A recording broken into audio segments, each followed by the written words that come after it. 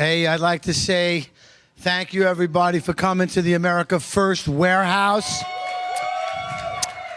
This is the voice in the wilderness, is what I started this place as, and I wanted to be a house of information and truth, and that's what you get out of the America First Warehouse. And DV 7.0, I'm very happy you were able to put this together and come here, because it's important for us to listen to the additional voices that are out there that we don't get to hear that much.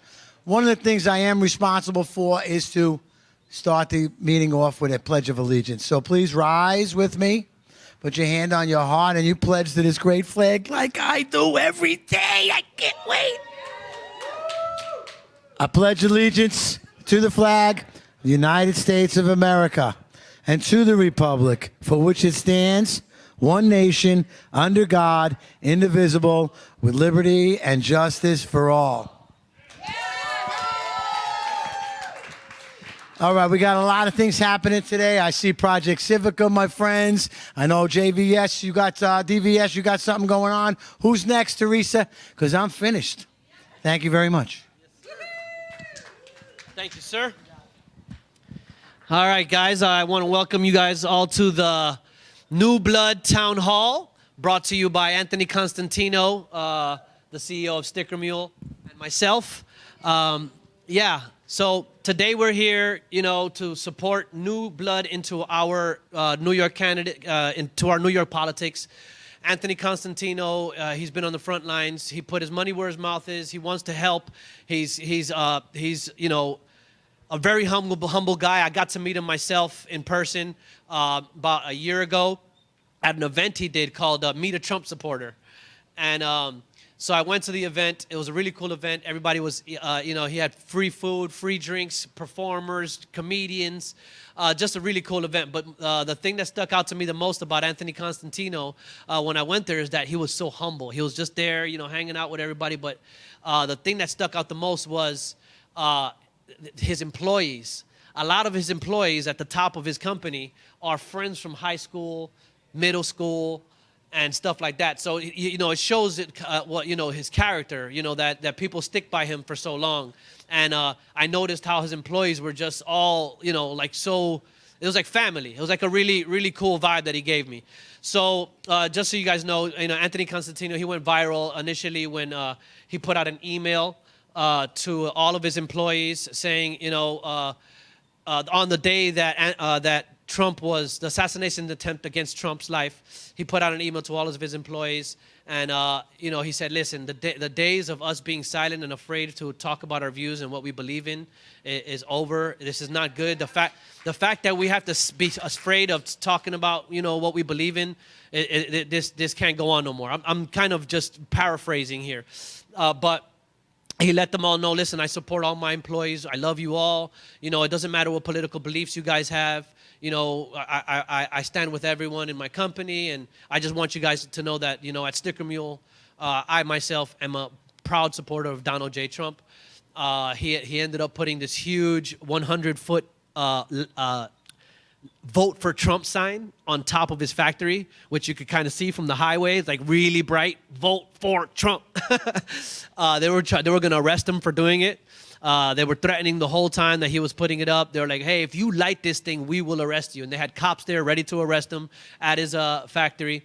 And the day he had everybody outside, thousands of people there watching the lighting of the sign, ready for the lighting of the sign. And just before, if I understand right, just before it was time to light it, which he was going to and then get arrested, just before, his lawyer came with the papers and said, hey, we got the permission. Light it. So the city was really pissed. He has a lot of enemies, that just want to, step on him, obviously, because he's a Trump supporter. He's a very, very successful business owner. Sticker Mule is, I think, one of the biggest sticker companies in the U.S., if not the actual biggest. Is it the biggest? Yeah. Yeah. So great company. I've been using Sticker Mule for like 12 years now or so. And I remember from way back when I first started using it, the first thing I noticed with this app is this website feels like an app. It was so user-friendly. The quality of everything was so good. Being able to, be creative on the website and create your own designs, your hats, your stickers, your yard signs, and all that stuff was just so easy and user-friendly. So Anthony, helped me put this event together because he just wants to save New York politics. New York is going to hell right now, especially with, people like Mom Donnie actually being a real candidate, Yeah. So we have a lot of candidates here now who you'll hear from later on tonight. But also, I wanted to let everybody here know that Anthony has authorized me to give everyone here $100 in Sticker Mule credits. So I'll have somebody here. I'll have somebody here later tonight in a little while taking up sign-ups to help you log in, make your own login, and set up an account on Sticker Mule. And then they'll help you get some credits right on there, and you can make whatever you want. Buy stickers, create stickers, make yard signs, make T-shirts, hats, coasters, mugs, your own your own hot sauce. A lot of super cool things, even stick-on tattoos. But the products are very, very high-quality products. And it's just an awesome company, and you want to support somebody like Anthony Constantino, who's just an awesomely good guy. Next, he also has been building, because he ran for Congress for NY District 21 to fill Elise Stefanik's seat when it was empty and she was ambassador. And he immediately was at the top of the polls. He was definitely going to win by a long shot. And then Elise... Trump put Elise back in, so that the seat was just filled. So he couldn't make the seat, but he'll be running again next year for the same district to fill the seat. Elise is probably going to run for governor here. That's not an official statement. That's not an official statement. I'm just the likelihood of that's being the outcome pretty soon. So he just wants to save New York, but he was building, during his run, he was building tools in the background for himself through his company, to Sticker Mule, to just reach out to candidates, to supporters and to voters all over the state and the district, building tools in the background, like, a giveaway platform where you can give away, he can send giveaways directly to his supporters, to his, voters. He's building right now an events platform, kind of like Eventbrite. Where you can manage events right on Sticker Mule. You can build your own store on Sticker Mule and sell your own merchandise right off of Sticker Mule. There's no middleman. There's no other company. There's no Printify, Shopify, none of that. Everything is made by Sticker Mule. It's shipped by Sticker Mule, and you create everything on Sticker Mule. You could do giveaways on Sticker Mule, events on Sticker Mule. You can create SMS lists, SMS and email lists for yourself of your own customers, which is a super powerful tool. Probably one of the most powerful tools in a company's or a store's arsenal. And then he's also implementing soon, I think, a new tool where you can also add your own products. Like, let's say me, I'm an artist and I make music and I sell CDs. I can start adding my own products right onto the Sticker Mule site, and people could come and buy my stuff. So that's from what I understand. I might not be saying everything exact, but anyways, that's just a brief. This is why we're here. And first, we're going to hear from a few organization leaders, like John Paul Moran, who's up next. He'll be speaking from Go Opportunity USA. We were just at an event last night. He hosted. It was an amazing event. We had a lot of fun. And so, without further ado, oh, sorry. Yes, next is Anthony Tolve. Where are you, my guy? And Phil Kuza. Let's go to sing the national anthem.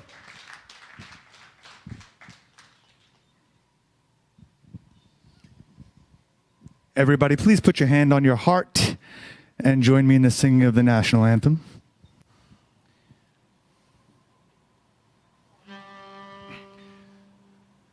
Oh, say, can you see by the dawn's early light what so proudly we held at the twilight's last gleaming, whose broad stripes and bright stars through the perilous fight o'er the ramparts we watched, was so gallantly streaming, and the rocket's red glare, the bombs bursting in air, gave proof through the night that our flag was still there.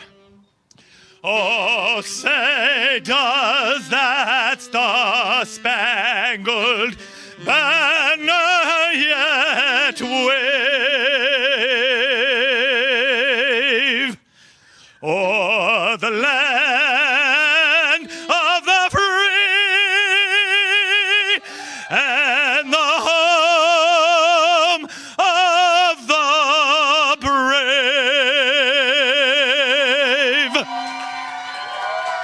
Thank you. God bless America. God bless New York. USA,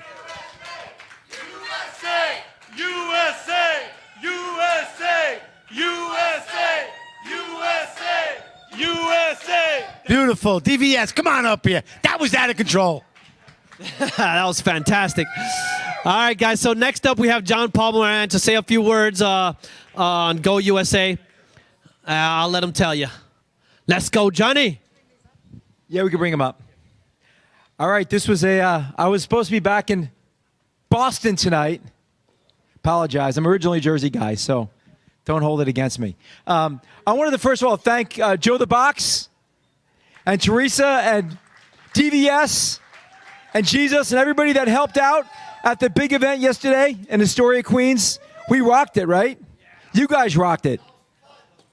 And our great speaker, Steve, was here. Was at our event last night. It was called the Grand Opportunity America Tour, otherwise known as the GOAT Tour, otherwise known as the greatest of all time. Am I wrong? Okay, so that's what we did last night because we want to help save New York, right? We've got to save New York. We don't want that movie to be real life, that Escape from New York, right? That's got to stay fiction.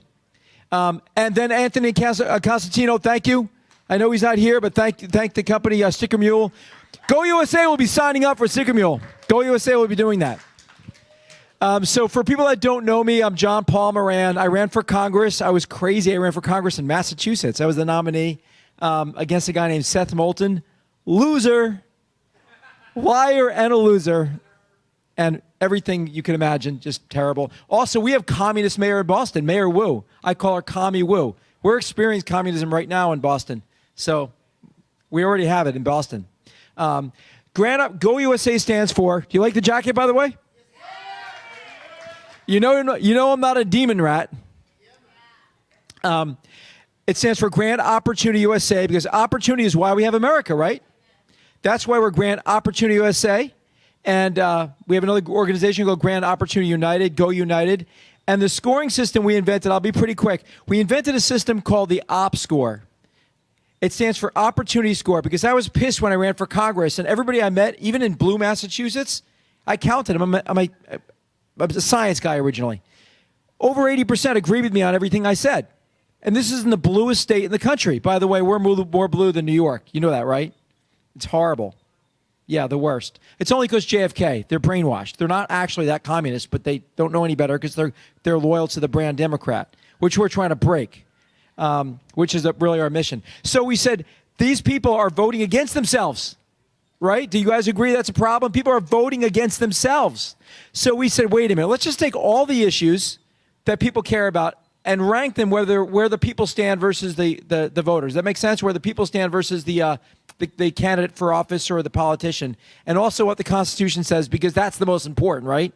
So we say, is this constitutional? Does this vibe with the people or not? That's not partisan, right? Is that partisan? No, it's common sense. So we came up with a score called the Opportunity Score. We rated and tracked on 25 issues, 40 questions, 535 members of Congress, times two with all their competitors. So over 1,000 people, of course, Trump and Kamala. And we rank them on the scale of -5 to +5. Are they pro-opportunity or anti-opportunity? And when we did this, guess what percentage of Americans? And we reached almost 1 million people, okay? And in over 20 critical races for Congress and Senate. and we rated everybody. People that saw the event last night, don't raise your hand because you're going to be cheating. What percentage of people you think are on our side in principle in America? You think it's like 51%?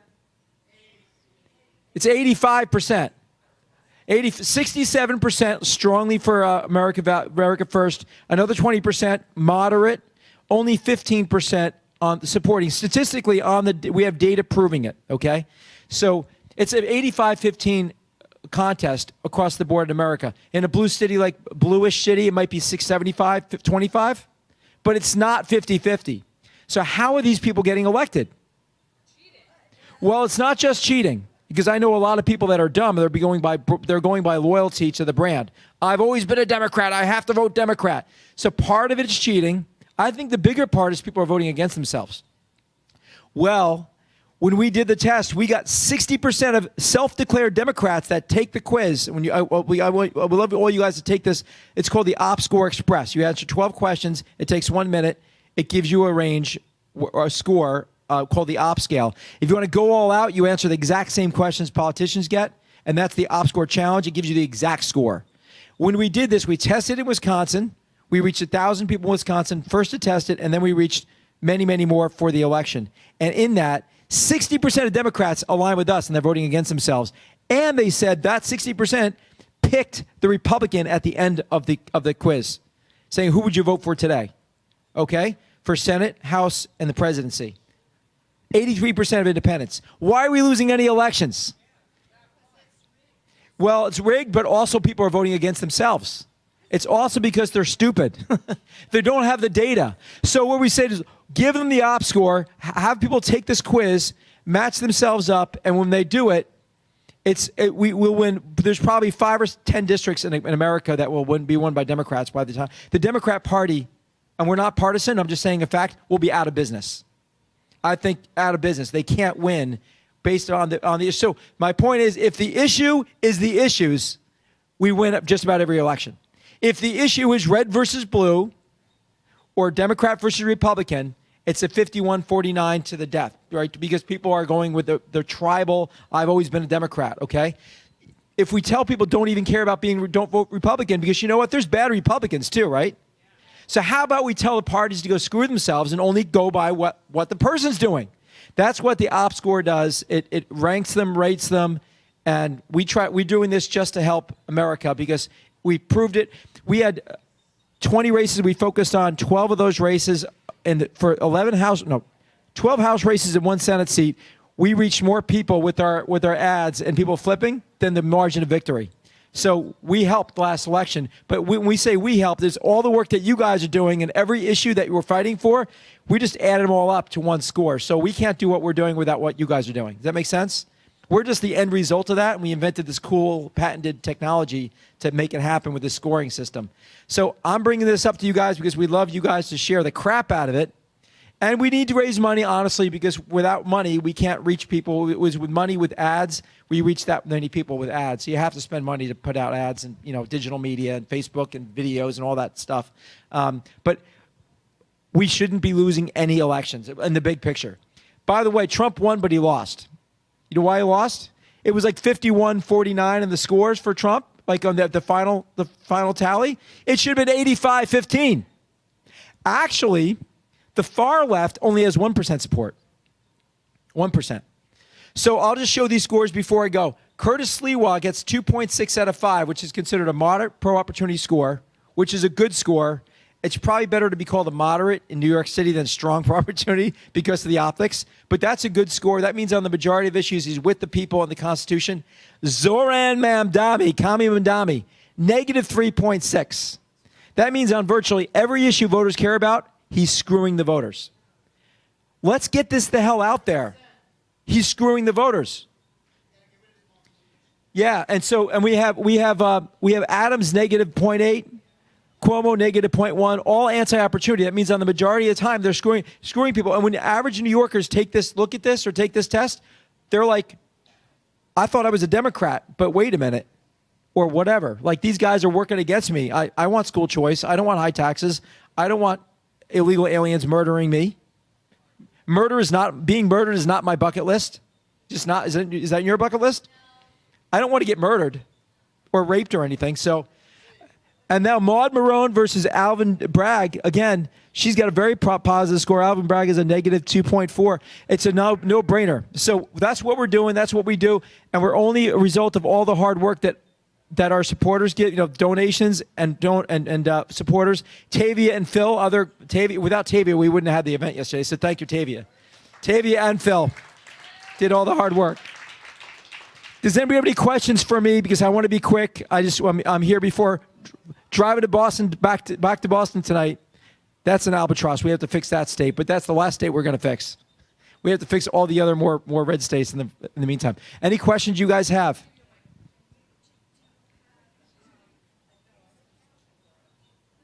Oh yes, if you look up, we're online. So yeah, hello. We have really great social media people. If you just Google Go Op Score, OPP Score, or Go USA, you'll find us. We're all over the place. So and yes, our website is OpScore. It's OPP. Like that song OPP. OPP, two P's, not one.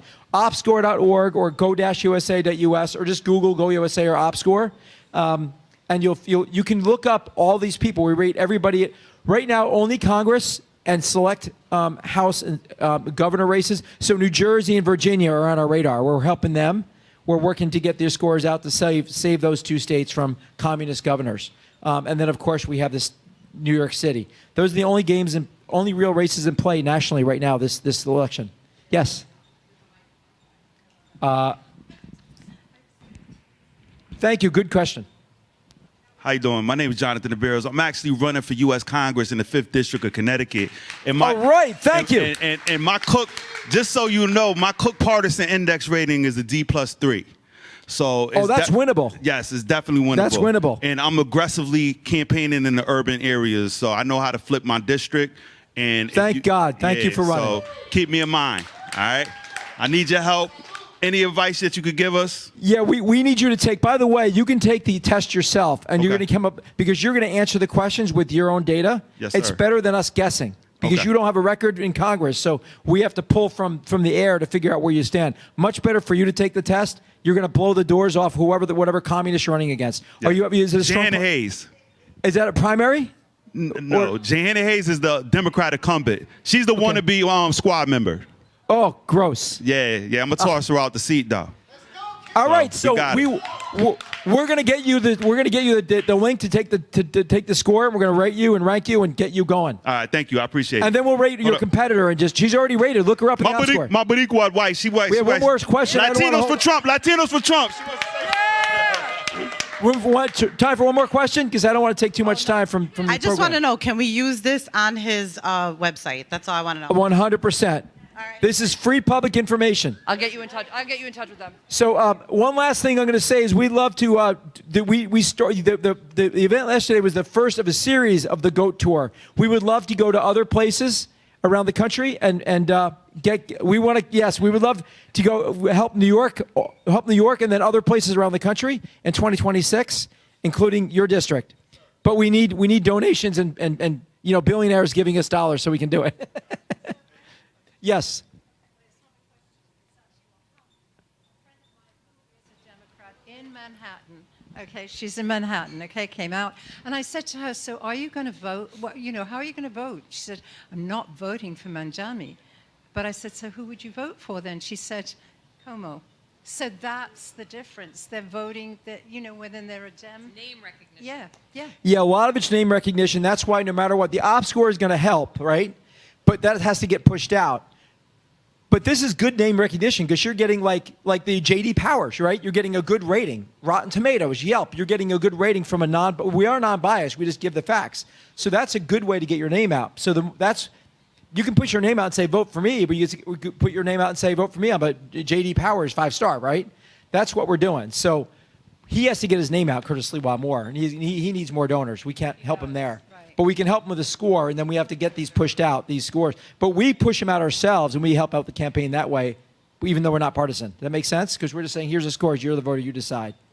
There's actually another candidate that nobody has heard of, and he is the best, Jim Walden. I've heard of him, yes. He dropped out? He did? Oh, well. Oh, okay. I guess not. Yeah, because nobody heard it. That's what happens. Because mainstream media is the enemy of the people. But anyway. Well, we want to make the mainstream media useless, and we want to bury them. So. Yeah, for sure. And you guys don't think it's a good idea to just forget about the political parties?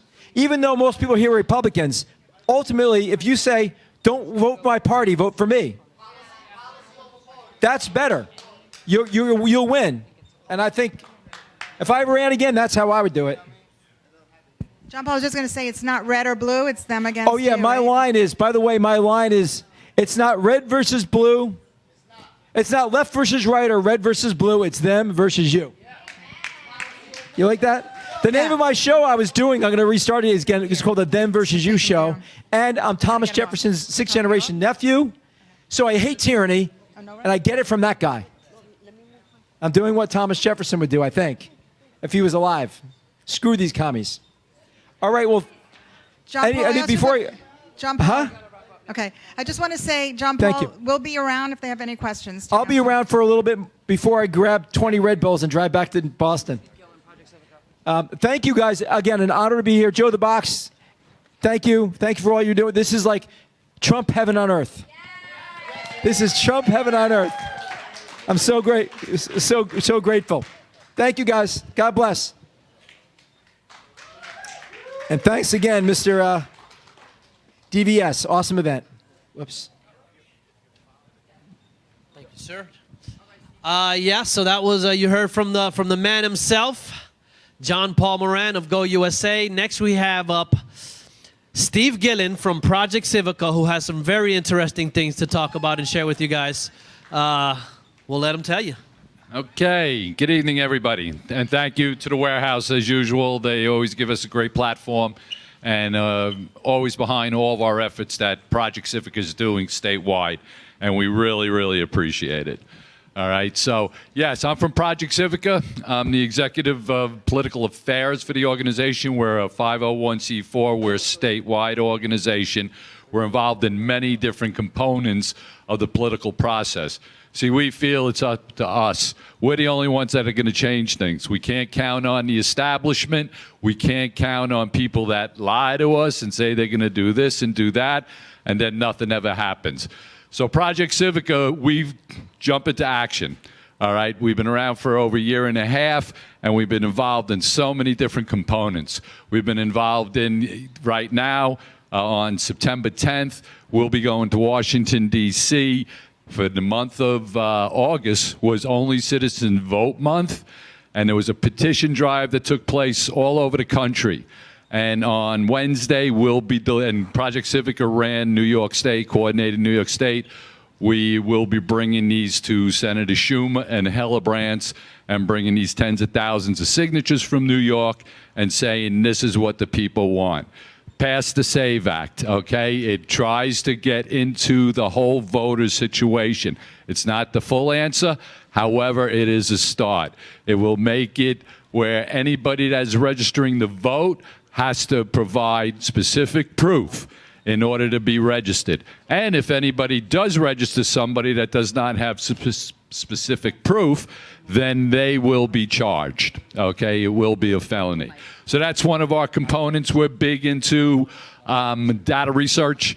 We have a whole research team that gets the voter rolls every single month, and we go through them. We look for changes. We see what happens in the voter rolls, and the information that we find out is crazy. All right, so just a quick one here. January 1st, date of birth for registrants in the New York State voter rolls. January 1st, 55% greater than any other day of the year as far as date of birth the registers. So when you look at that, you say, how can 55% more people not know their birth date? What we found out is that when the immigration department does not know what an individual's birthday is, they automatically give them January 1st. So we know for a fact then, we don't know for a fact, but it's pretty likely that all those registrations from January 1st are illegal registrations. So our information has been brought down to the DOJ. the civil defense, civil defense, the civil rights division, and they're looking into all of this stuff nationwide. There will be changes on it. But what I'm here mainly to talk about tonight is we need to take action, all right? We cannot just sit back and let the status quo take place. So what we created was called the Common Sense Contract with New York City. What it is, it's 7 specific pledges that candidates will sign and commit to you, the voter. If you come out and vote for them, they will handle these issues. These will be the first things they'll do. The first one, immigration. They will sponsor or co-sponsor a bill to repeal sanctuary city status in New York. And then we have crime and law and order. We have education. We have economic freedom. We have local control.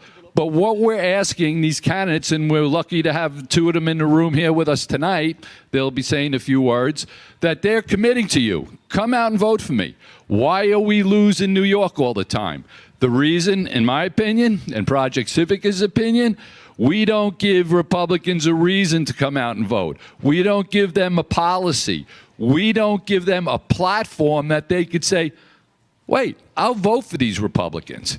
That's independents and Republicans that don't get involved because they don't. So what the Common Sense Contract does, it actually tells the people, you come out and vote for me, I signed this agreement and I commit to you, I'll do this. For too long, politicians tell you one thing and don't do anything about it. But when they sign the contract, Project Civica will watch their voting records. We'll see if, in fact, they held on to what they committed to do to you, for you people. So that's the program right there. What I like to do, so Project Civica, we don't endorse the candidates. They endorse the Common Sense Contract with New York. They sign on to it. But Project Civica, we want candidates to commit to the people. They're going to do what they do. So we will be promoting the Common Sense Contract all throughout New York City. We'll be running commercials.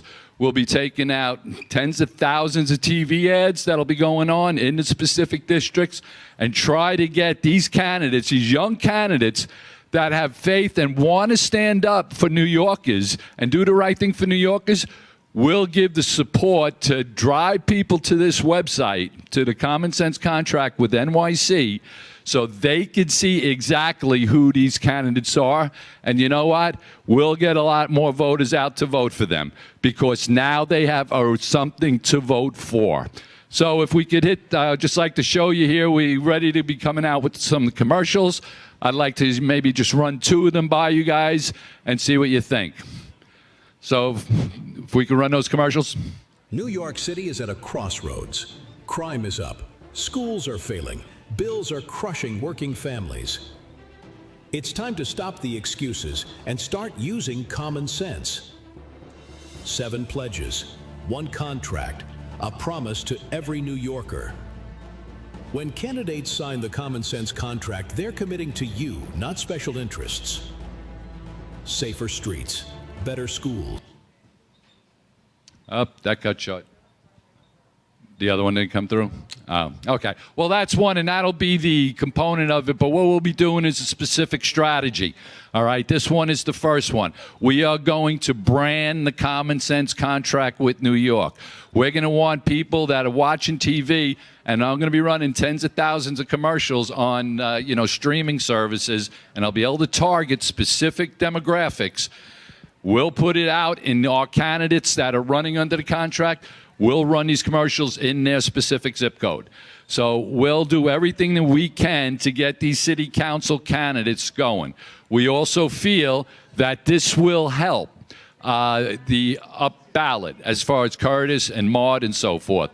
Because if we could bring people out that typically would not vote, and we bring them out and vote for the candidates that signed the Common Sense Contract, and those candidates endorse the Common Sense Contract, that'll be another vote for them. So that's the objective, and we look at Project Civica. We're not just looking for here. 25 is also a precursor to 26. We have to build the Republican Party in the 5 boroughs. We have to. That's what the numbers come down to. We cannot let that happen, what it happens every single year by the city just wiping us out on Long Island and in Westchester and every place else in the state. So that's what we're doing. We would appreciate any support we could get.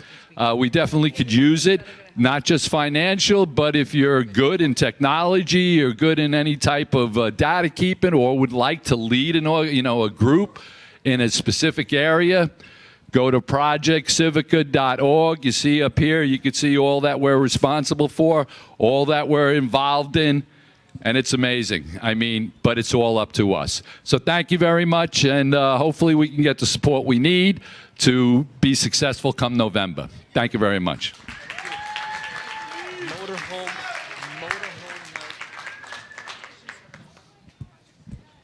All right, so next up we have Motorhome Mike with Logical Conservatives.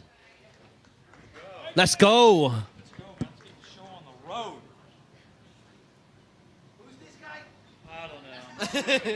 Joe. Or maybe John, I'm not sure. Let's go, Motorhome Mike. All right, thank you. This is Motorhome Mike, logicalconservative.com. I don't know if you saw the motorhome when you came in, but you can't miss it. And I'm telling you, wherever I go, anybody that wants to advertise with me, wherever that thing goes, it stops the show. Wherever I go, people walk up to it, ask questions about it, want to know about it. So the long and the short is, I've been traveling since October of last. I've been to numerous states. By the way, I want to thank Joe, of course. Where's Joe? I'm surprised he isn't running around with the flag. Where's the flag, Joe? Where's your flag? All right.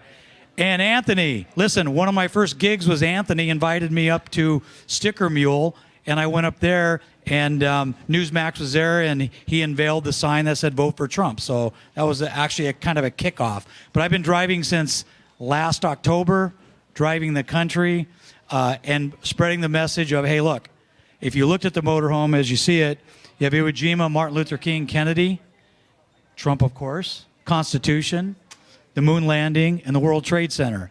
And what the motorhome is about, because people ask all the time, is it's about our right to vote for who we want and our freedom of speech. And what's interesting is no matter where I go, and if you look at logicalconservative.com, you'll see the libs go unhinged. And all they see is this. That's all they see.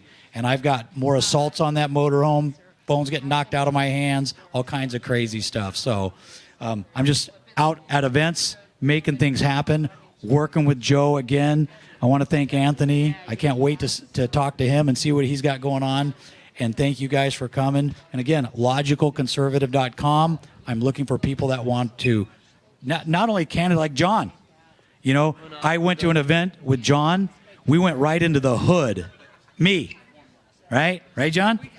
Yeah, that's right. And it was really enlightening. I was really kind of surprised how people were really like, wow, we need to get behind this guy. So we need to get behind people like John. And I'm telling you, what this is all about is the war started.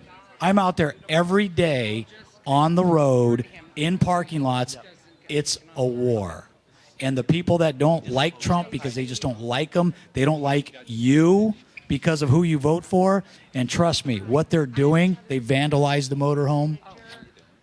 They say just these incredible, nasty, nasty things. But you know what? We won. It's going to continue. We're going to keep the pressure on them. We're going to keep our foot on their neck. And we're not going to let them get away. So people like Joe, listen, we're on the front lines here. There he is with the flag. We're on the front lines here, right?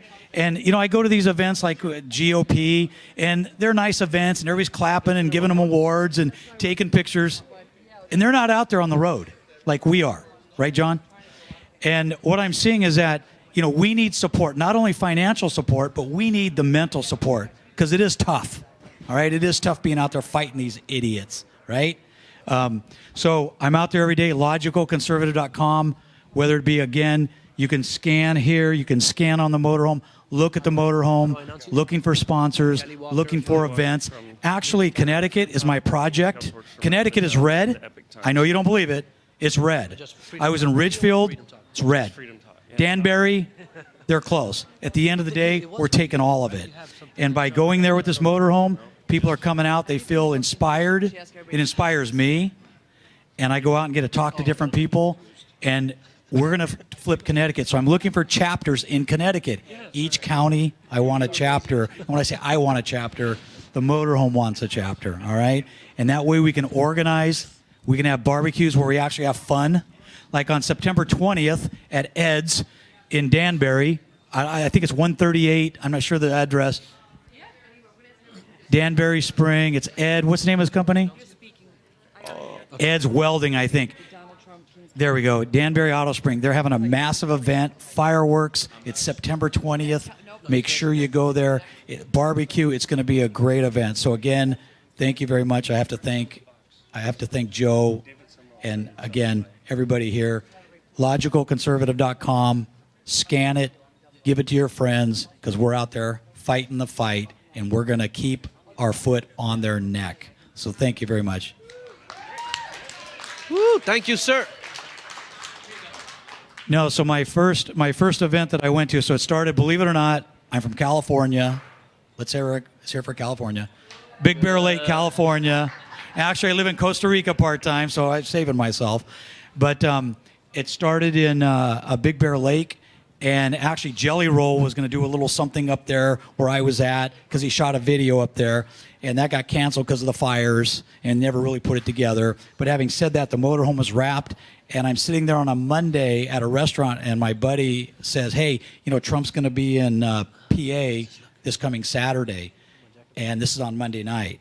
And first of all, I've never driven this 45-foot, 48,000-pound motorhome, all right? And so I looked at him and I said, well, I'm going. And he goes, what do you mean you're going? He goes, you don't even know how to drive it. And I go, well, it's got 4 wheels. He goes, no, stupid. It's got 8. You know, I go, what's... So I drove from California to Butler, and from Butler, Ohio, Michigan, North Carolina, South Carolina. I've been down in Florida for the last couple months prior to this. And my mission up here, I was invited up here to do some things, is to get Connecticut red, voting red. And I'm telling you right now, California is going red. California is red. Okay, so Butler. So this was the second time Butler. My friend said Trump's going to be in Butler. I left on Wednesday and got there Friday actually, and that was my first event, the second rally, as you see from the picture. And what was interesting is after everybody left on Saturday, I dropped my brother off at the airport, and Wick came back, and where AIG is, you know, where this shooter was, the security went to lunch or something, so I walked the fence line. Security, right? I walked the fence line and went up to the building, and it wasn't half this height, maybe close to it, and it was literally I could throw a baseball twice and hit the stage that our president got shot from. And not only that, there's an air conditioning unit, so the long and the short is, what a joke. Now the second time, that thing, security, you got to hand it to those guys in Butler, security and the highway patrol, it was completely locked down. But having said that, again, there's all kinds of support. There's physical support, mental support, financial support, but at the end of the day, try to provide some kind of support for all of us that are out there, right? Because we're out there making it happen for all of us. And I say this as a closing thing. There's a price for freedom. Sometimes it's economic, sometimes it's mental, and sometimes it's physical. And so this was my contribution to continues on. It's turned into the motorhome and a project that I never thought would happen. And I just keep pounding away. People go, why do you do this? Well, look where I am. Look at the people I get to meet. I mean, this by itself is worth every liter of dime that it cost to run that thing. It, just so you know, it's $2 a mile that it takes to run this, including maintenance and insurance. So when I go down to the grocery store, I spend $20, just so you know. But anyway, thank you very much. Thank you, Joe. I don't know where he is with that flag. Usually he's been by here about at least 15 times. And Anthony, get your gloves on. I'm ready for you, buddy. We're going to go at least 5 seconds boxing, all right? All right, thank you very much. Thank you. Thank you, sir. Let's give it up for Motorhome Mike's. LogicalConservative.com. LogicalConservative.com. Let's go. So next we have up Kelly Walker from Freedom Talk, communications director for Mike Lindell, writer, contributor for Epoch Times. Give it up for Kelly Walker.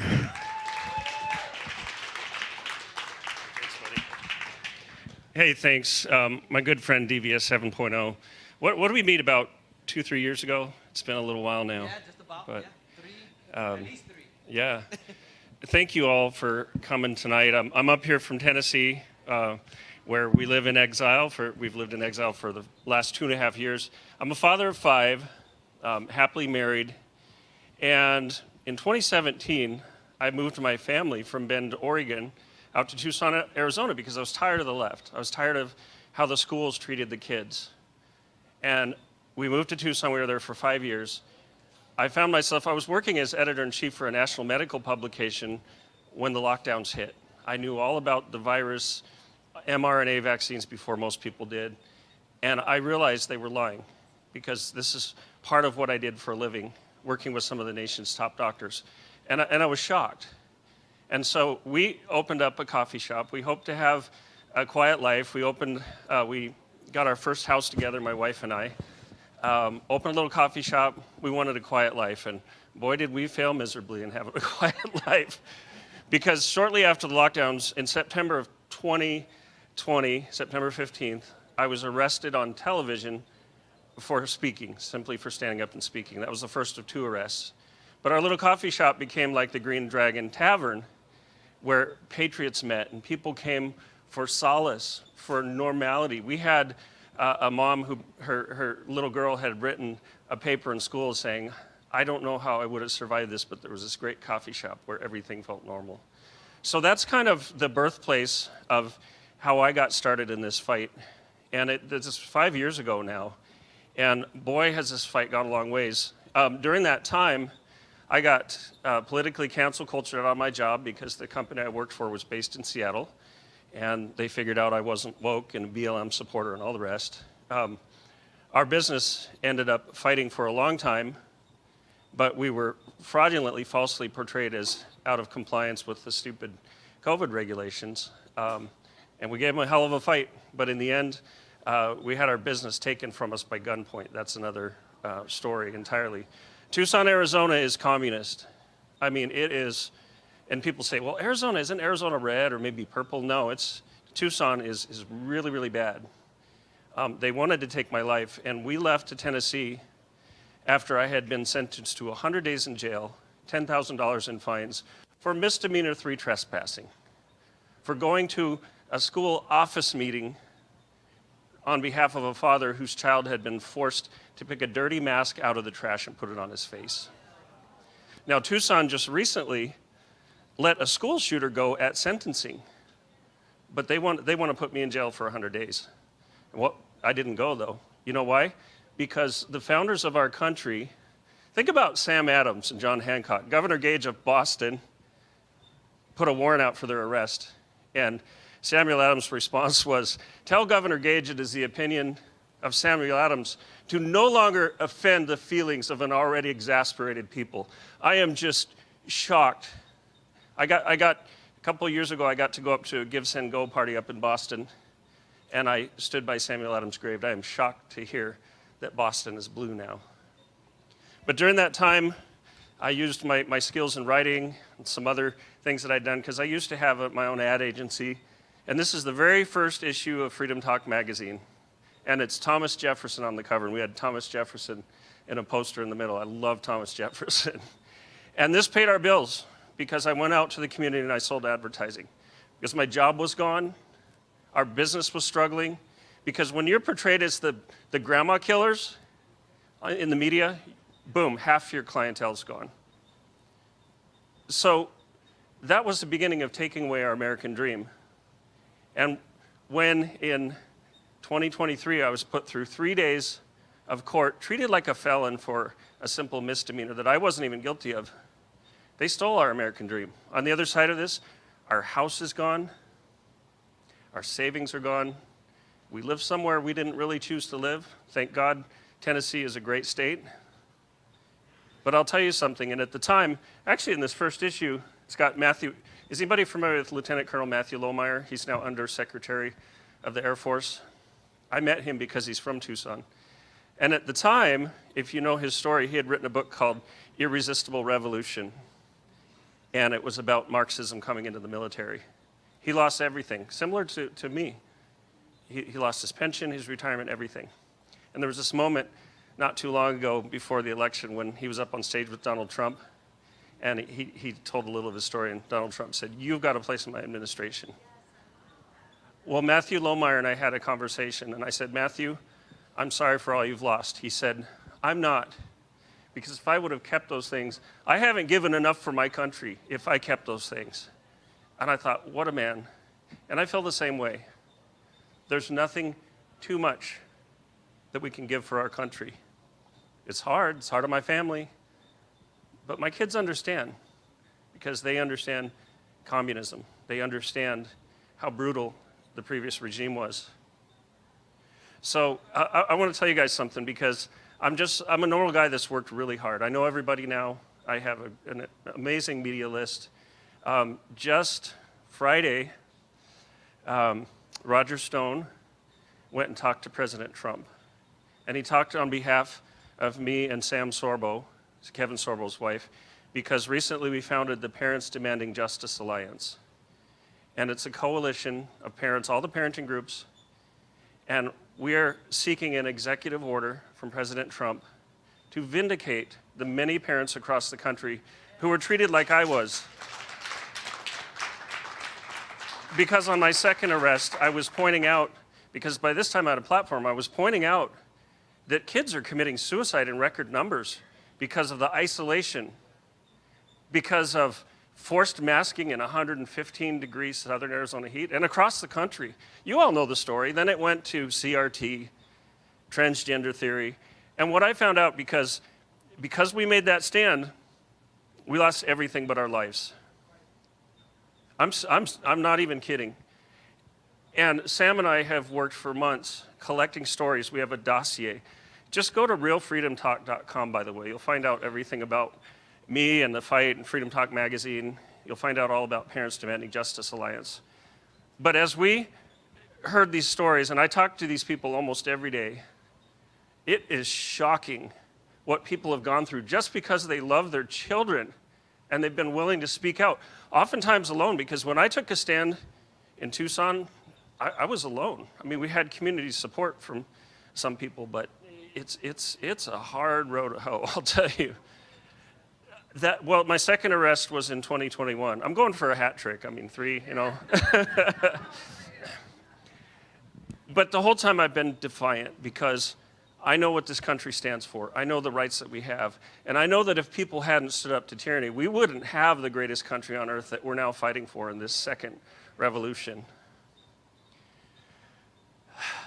So as I heard from these parents, read their stories, I realized I wasn't alone.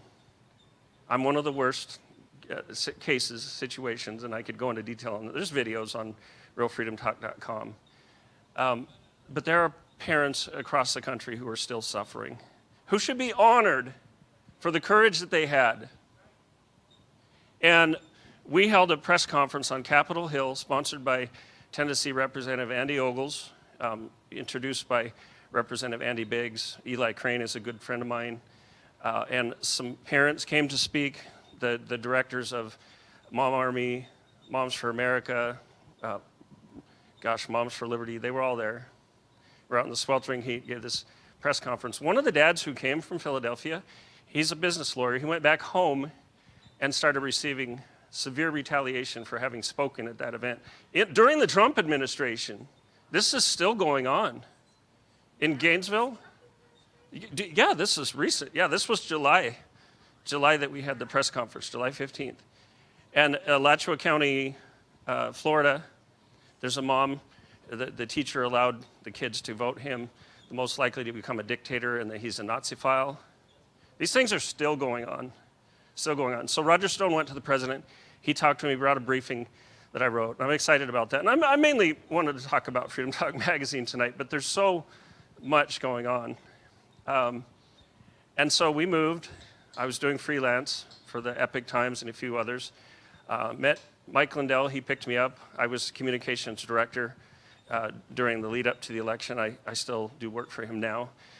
If you've seen information about like the border crisis in Epic Times, on Steve Bannon's show, Real America's Voice, I'm behind a lot of that because I have the ties, and so I feed the media a lot of things. I have a very, very good network. But let me tell you a little bit about Freedom Talk Magazine, because I'm really excited about this.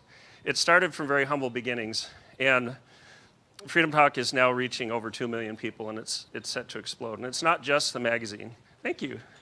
It's not just the magazine. So you go into Freedom Talk, and you see it's laid out with some great articles. We've got Eric Metaxas, Dinesh D'Souza, a whole lot of people that you'd recognize. This next issue that's coming out, each issue is themed. So this next issue is about the targeting of Americans. And Sam Sober went on there. But you can go in and read the articles, and then you can click on shows and watch shows. Or you can, for advertisers, you can click straight through to their website. This is going to be sent to about 2.5 million email addresses, thanks in large part to Mike Lindell and Ex America News and some others. It's going to be on a lot of podcasts. So why are we doing this? It's because we live in a time when the truth is under assault, virtue's mocked, and liberty is treated as a privilege granted by the state rather than a God-given birthright of every American. You saw the senator who said he thinks it's ludicrous that people think the rights come from God.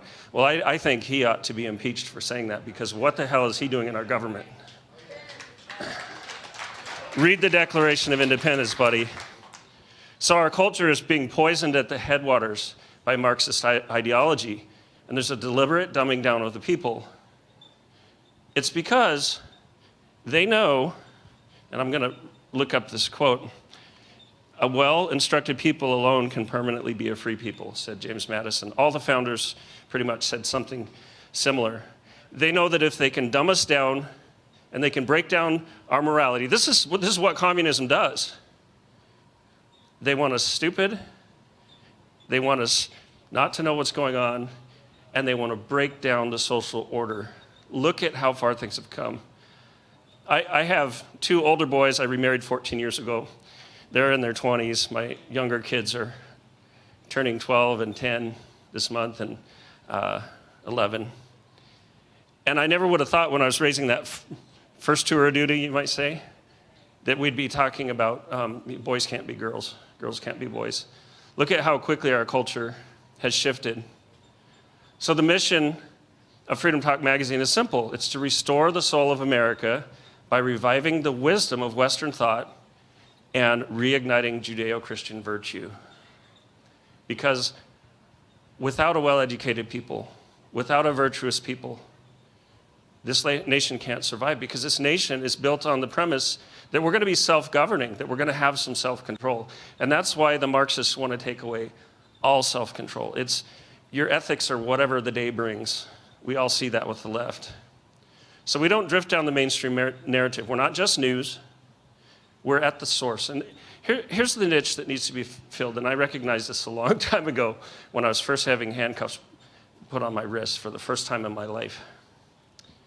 I realized that what Marxism has done so well is they've gone to the headwaters of culture, and they've put out a narrative and a message that then trickles its way down and becomes politics. You know, Andrew Breitbart said, politics is downstream of culture. Well, what determines the culture? That's the PowerPoint. And this is where Freedom Talk is, because we're giving a message that's better, that makes more sense, that resonates more than the lies of Marxism. And sitting in that little coffee shop every day, I saw people who were far left-wing wake up. I saw a black lesbian couple that came from CHOP or Chaz there in Seattle, came down to our coffee shop to visit when they heard our story. They said, we're beating the drums, shouting Black Lives Matter. And one day, we just woke up and we realized it's more about hate. And I love what I'm seeing. I love this idea that it's not, as Ronald Reagan said, left or right, it's up and down. It's the common people versus a small elite that want to run our lives. So what we envision with Freedom Talk is a renaissance of the American spirit, a rebirth. We don't have to reinvent everything. I mean, we have to modernize it. And I would love it if you'd take a look at realfreedomtalk.com, look at some of the past issues, and see the depth of the articles. I mean, they're approachable. We don't want to be too highbrow, but we're really teaching people, again, what it means to be American. What was this country founded on? Because our kids were taught, and I was shocked when I first learned this, way back in Bend, Oregon. Our kids are being taught that the founders were nasty, despicable, thieving people. But you read the comments, and in fact, in the first issue, or one of the first issues, I wrote an article on why the founders weren't pro-slavery. Some of the quotes they gave, they hated it, but they didn't know how to make a quick change. Like AOC can talk all day about the evils of fossil fuels, but is she flying on planes? You know, go grab a horse and wagon if you think you can do it overnight. The founders knew that some of these issues couldn't be solved overnight. So Freedom Talk Magazine is the journal of record for this new renaissance. It's the journal of truth and virtue. And we're reaching well over 2 million people. And what we're looking for right now is partners. We want advertisers. And we have a different model because we're not just going to produce an ad and walk away. Because I was an ad agency owner, what we're going to do is go hand in hand with the businesses and watch out for them, work to get them on shows, work to promote them, work to stand behind them. So Sean or DVS talked to me about what's going on with Sticker Mule, and I thought, man, I want to talk to Anthony because this is such a great nexus. This could be such a fantastic partnership. And one side note, when all this stuff was going on, they were chaining up the swings at the parks and there were the arrows on the grocery stores. We used sticker mules for our decals, and I went around putting stickers everywhere in the grocery store, everywhere. Do you ever see the meme of the little kid flipping the bird and saying, I ain't wearing no mask? We printed things like that and stuck them everywhere and hoped they'd never find out who did it. But anyway, if you'd like more information, please go to realfreedomtalk.com. I'm here to talk. I'll be here the whole time, flying back out tomorrow. But that's just an overview. Do you have a question? We are. It's getting better because at first we had to move pretty quickly. And I didn't want to leave. I don't run from a fight. But when they started going after our children, that's when my wife says, we got to go. I mean, they tried to weaponize CPS against us. They are nasty, nasty, evil people. So we went and we were looking for a place to rent. And we were getting turned down. It's because I have a so-called criminal record. And look, it's not the worst problem of ever. We moved into one of those housing communities where the houses are really close together. You don't have a yard. This coming from a place where we had a yard and a garden and everything. But we finally just recently moved into another rental with a big yard. We feel like life's getting normal again. It's not bad. I mean, I'm counting my blessings. The people are very friendly. I like the people a lot. We feel like we moved back to the United States of America. The troubling thing is that the left is infiltrating these places purposely. So they are in your schools. Sam Sorbo would say, get your kids out of school. So we're working on a lot of things. We're working on a lot of projects. I hope you will take a look at Freedom Talk and Freedom Talk Magazine. It's really already making a big impact, and we have to present something that's more interesting and compelling than what the left has been pumping into our society for so long, for kids, for adults. You know, if we take a certain approach and show people that America is good and America can be great again, then we can win this battle. But if we ignore that opportunity to get to the headwaters of culture and combat communism at an ideological level, then we're just going to be putting out fires, little brush fires. We got to go to the source. So thanks for your time. I have a lot more to say, but I've already probably taken too much time. Thanks for having us up.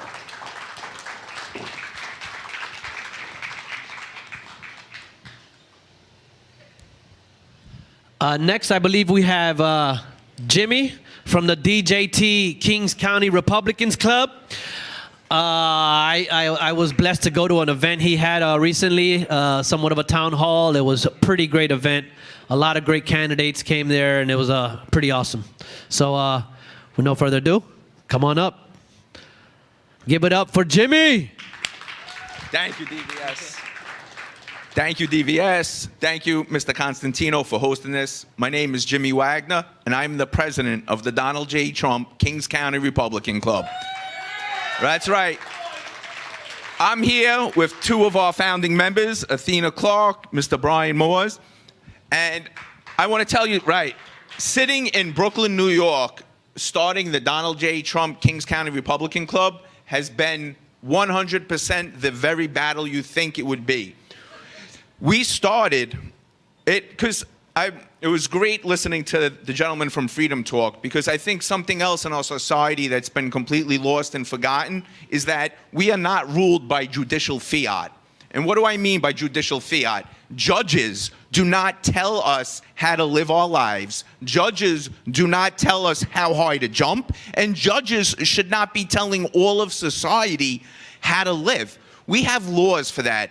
Judges have a very limited role, and that role is to interpret laws. What we end up having here in America, especially in the state of New York, is a collective of judges breaking the law routinely and telling people how to live their lives. And that all came about in the worst scenario during COVID.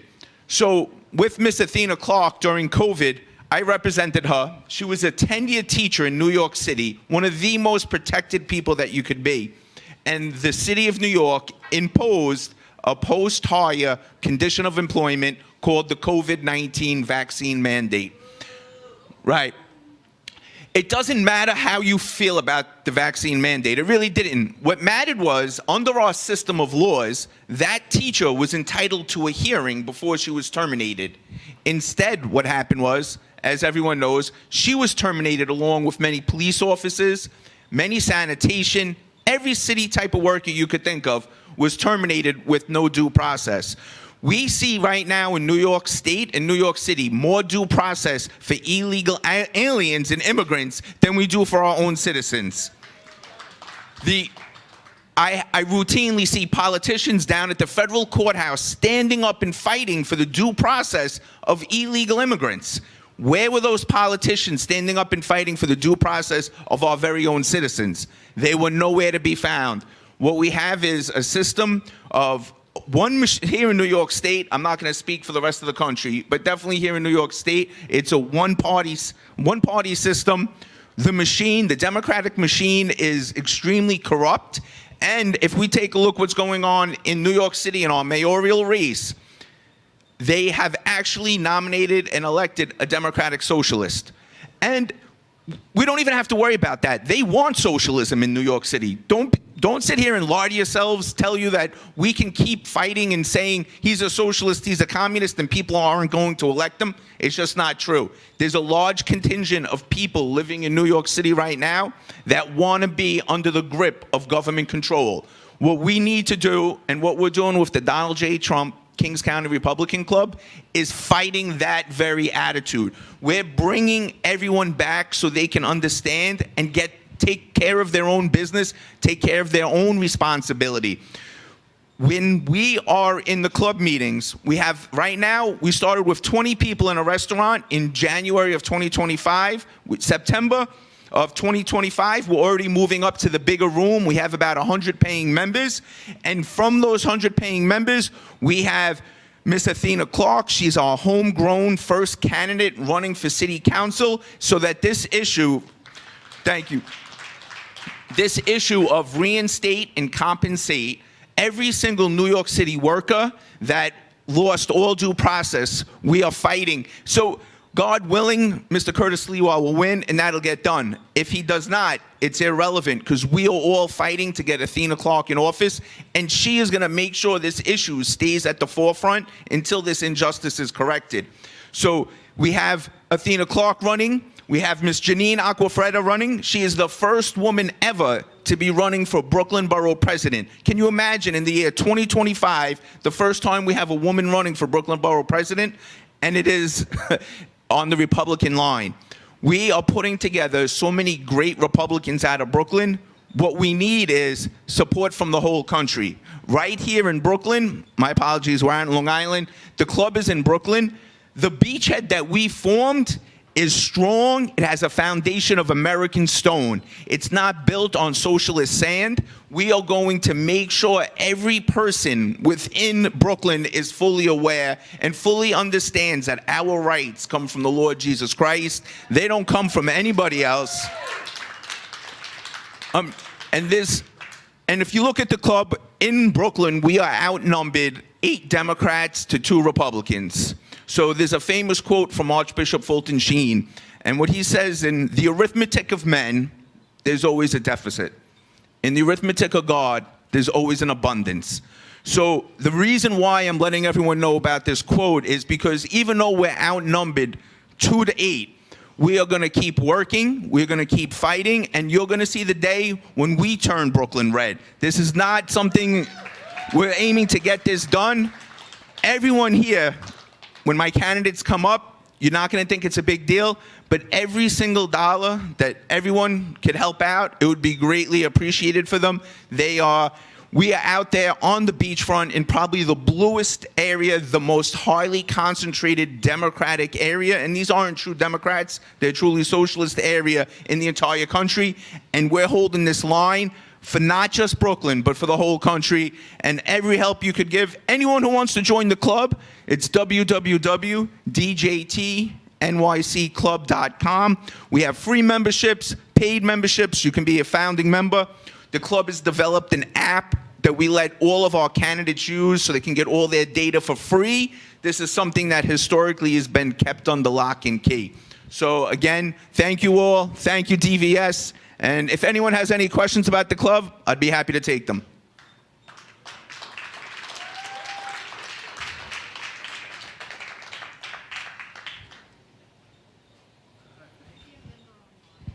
You can be a member online. So you can sign up, be a member online, and the meetings are streamed live every meeting. Every meeting is completely streamed live. We also have this Thursday, September 18th, is our next meeting. Coming to speak is Robert Ort, the minority Republican leader from Albany. He's coming down to speak. We also have Melissa Vitelli. She's a huge influencer within Kings County. She's a lesbian who supports Trump, and she's been tremendous for the club. And the club also isn't just for Republicans. We have a lot of independents in the club. The club is for all people who just want common sense legislation, common sense policies within Brooklyn, New York, and the state of New York.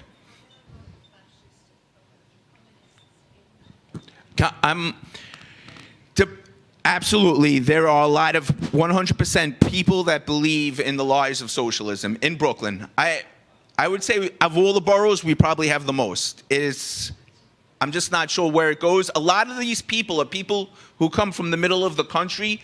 So even if we take a look at Mr. Zandami, he's a socialist, but he's a millionaire. He just did a rally in Brooklyn College. Him, Bernie Sanders, AOC. We're talking about 3 millionaires complaining about billionaires. God willing, everyone can be a millionaire if you put the work in. But what you have is this socialist millionaire class complaining about the billionaire class as if Jeff Bezos or Elon Musk didn't earn their money. They've provided amazing things to all of society, and we all get the benefit from it. But the idea that AOC is somebody who is now a millionaire who's worked in Congress, a bartender, right? A bartender with an economics degree. So I'm really not sure how that ever worked out. Right. And we take a look at, we have Zohan Mandami. His entire family has more money than many people that all of us know. He comes from a wealthy line. And then Mr. Bernie Sanders. I don't know if everyone knows Bernie Sanders' story. All the money him and his family stole from the federal government, allegedly stole from the family government over those college scams. But again, right now in New York City, we have this crazy, bizarre millionaire socialism where the millionaire socialists are complaining about the billionaires. And the working people, the rank and file, everyday people are the ones that suffer. They're the ones who get hurt. They're the ones who don't get their due process. The city of New York had $8 billion for illegal immigrants. Do you know how much money they had for the unvaccinated? Nothing. They destroyed their lives. So that's where we're at. I am aware of Mr. Brandon Strzok. I don't know him personally.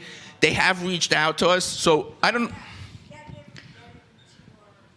So when I spoke to his team is actually all in New York City. They're in Manhattan. I don't know how many people here are from the 5 boroughs. So there we go. So originally, here's the thing. I'm born and raised in Brooklyn. And I think most of the people in the club were all Brooklynites. We don't go to Manhattan. We don't cross that river. We try to, right. When you talk to us about the city, we're like, yeah, Manhattan, that's the city. Whereas the rest of the world considers Brooklyn part of the city. And where we're at, and I've spoke to Mr. Strzok and his team, and everything they're doing is unbelievably great. And I've asked if we could replicate it out in Brooklyn, and we're trying to arrange something to get it replicated in Brooklyn. But as far as going out to Manhattan and everything, we have enough of our own problems right here in Brooklyn. So I'd like to keep it that way and fix those problems first. Thank you. Anybody else?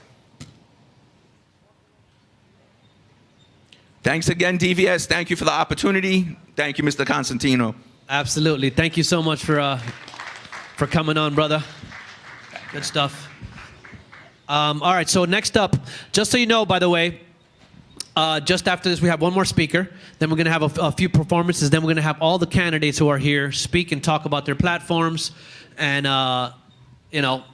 enjoy our night. We're going to have a bunch of performances after that.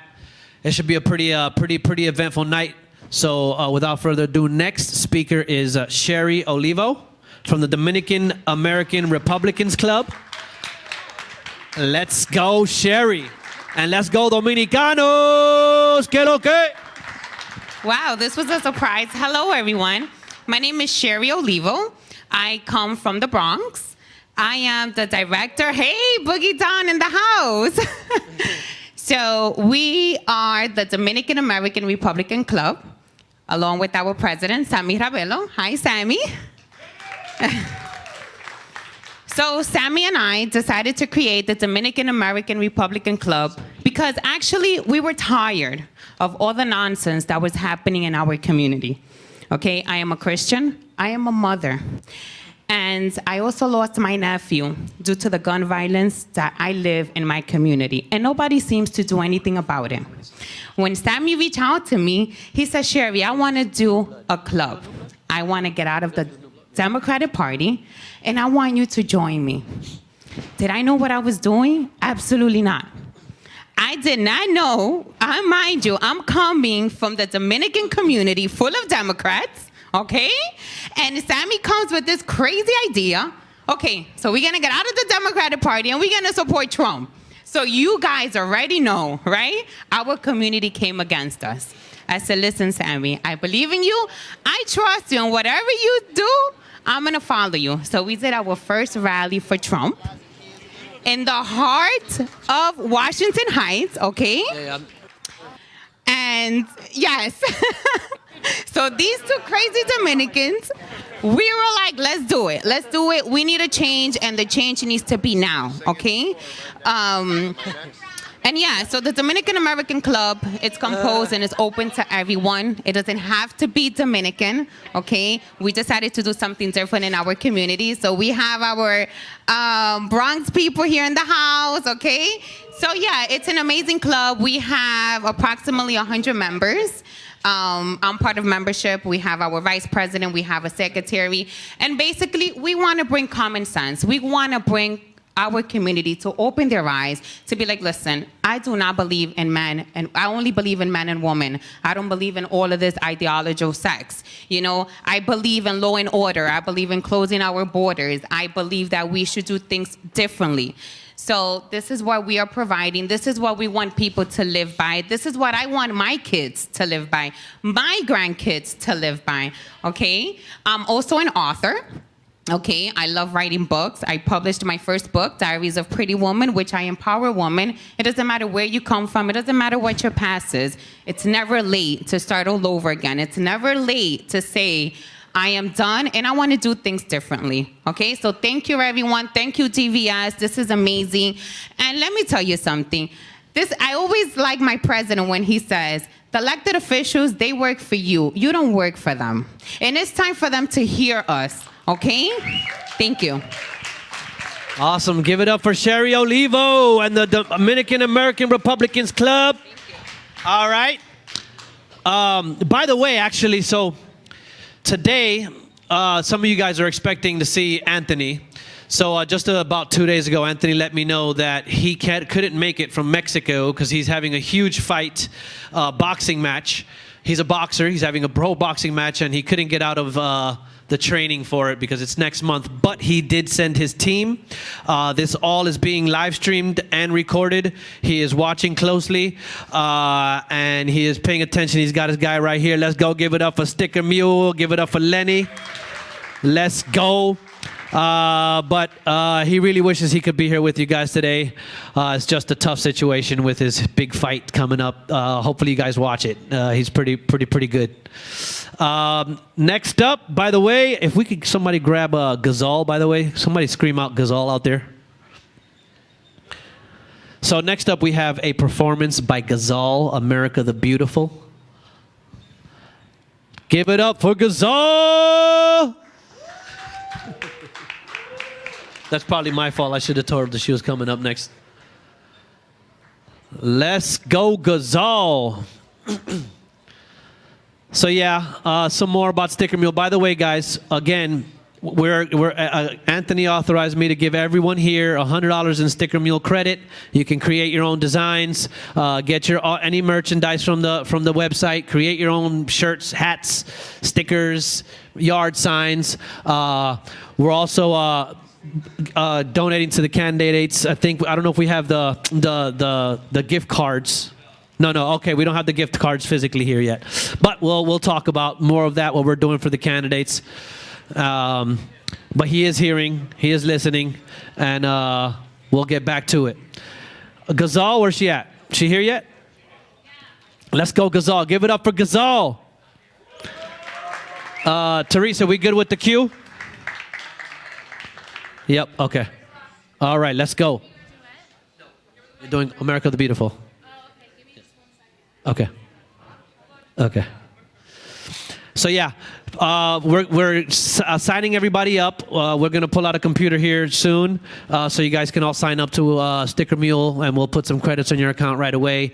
The site's really good, super smooth, super user-friendly website. And get your stuff, get your free stickers, get your $100 credits. Let's go!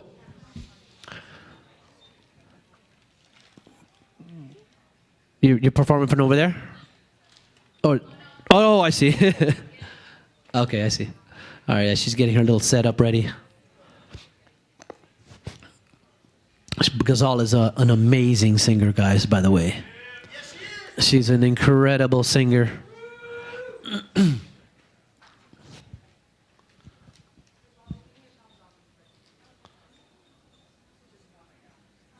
Yeah.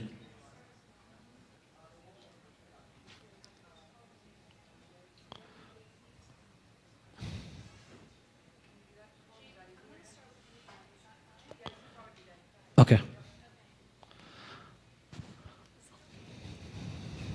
Sure. Absolutely. Okay.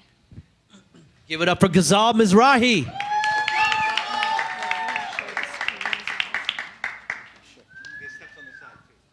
Oh, there are. Well, front and center. Hi, everyone. My name is Ghazal Mizrahi. Thank you, Sean, for inviting me. It's an honor to be here. And I'm going to be singing a song for you all called New Day Will Rise. And if some of you aren't familiar what this song is and who sang it, it was actually sung by Yuval Raphael, who is a survivor of October 7th of the Nova Festival in Israel. And they obviously got attacked by Hamas, and she had to run to a nearby bomb shelter to save her life. And she laid alive and played dead on the bodies of her dead friends in order to survive and get out. And some of her friends are still actually held hostage in Gaza, and there are still some American citizens there, and there's not as much of an uproar as there should be in America for our American citizens held hostage by jihadist terrorists.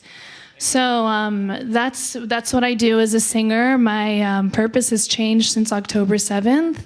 And the song I'm going to be singing for you guys is New Day Will Rise, and it's to spread hope and spread awareness.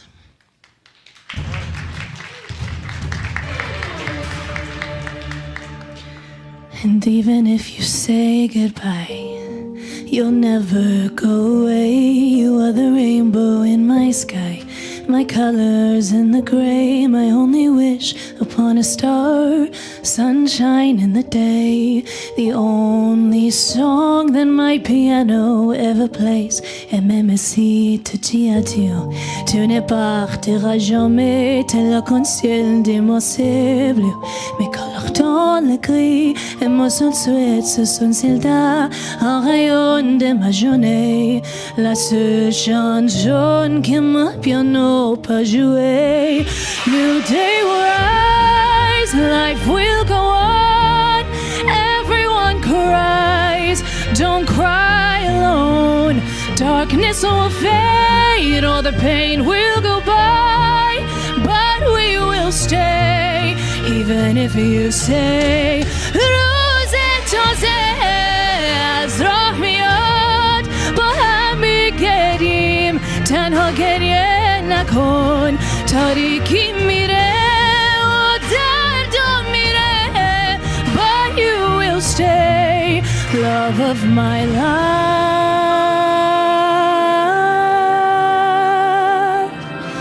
ما بیم لو يخافوا את האהבה ונהות לא ישטפו. A new day will rise. Everyone cries, don't cry alone. Darkness will fade, all the pain will go by, but we will stay. Even if you say goodbye, a new day will rise. A new day will rise. Thank you. Thank you to Joe the Box. Thank you, Sean. Let's go. Next up is this really great artist. His name is DVS 7.0. Well, it's going to be for all three of us. It's all three of us, so you could go. And Jesus A.O.K. and Cozy 19. We are about to perform a song for you guys called New Blood, the name of this event. Let's go. Give it up, Cozy. Oh, let me get that. Can I get that other mic? All right. Oh, there's two right there. There you go. Sorry. All right. You can cue that song, brother. No. That's not it. Ayo. It's a New Blood. It should be not. Yeah.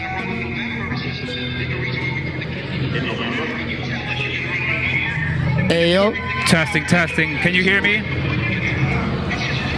It's about that time, get ready, we coming. All that huffing and puffing and changing nothing, drop it all on the parlay. I can do this all day, have a slide like parquet. Make a fat cat learn the long way. We done with the old folks, keeping the Lexus in the chokehold. Top of dope niggas drive a Volvo, coming in with New Blood, staying local. Money with a mouth is we in the hole. Let's go, everybody gather around the same note. Mo won't play a part in your show, but I had y'all shopping to follow low, threatening to kill us, but that ain't gonna happen. God ain't finished. Plus I'm feeling 1776ish, and y'all look British, and it's just business. So keep persisting, we'll keep resisting. Complete the mission, and still gonna keep it Christian. Your hits in, my God is risen, and still. risen. Anthony got the vision, and we come with new blood. Join the school up, young and a brave heart. Dog no top to charge. About time we get up, we fed up until they free us. These dirty streets with these demons is where they leave us. Now it's time to re-up and quench our thirst for new blood. Thirsty for new blood, we on the proper new blood. These politicians with special interests all washed up. This the age of clean cuts and patriotic young bucks. It's time to re-up and quench your thirst for new blood. Thirsty for new blood, we on the proper new blood.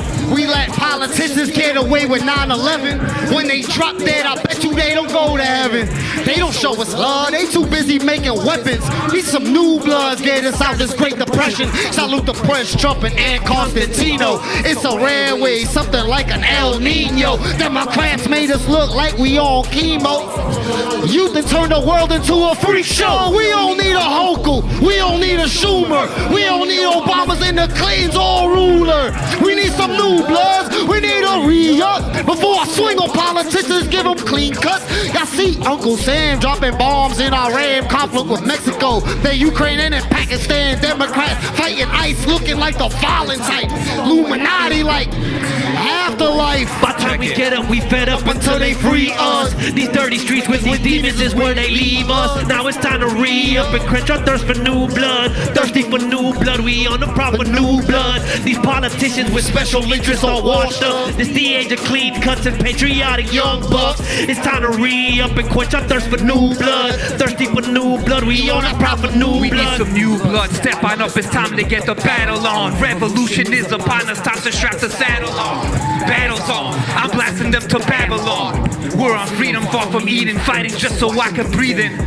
Fighting up against the demon. Just loaded in my cage, shots as I get to my face. Trying to silence up my spirit, so I'm spitting up my rage. Wisdom flowing like a sage. People flooding me with blaze, breaking out the mental prison. I have risen out the cage.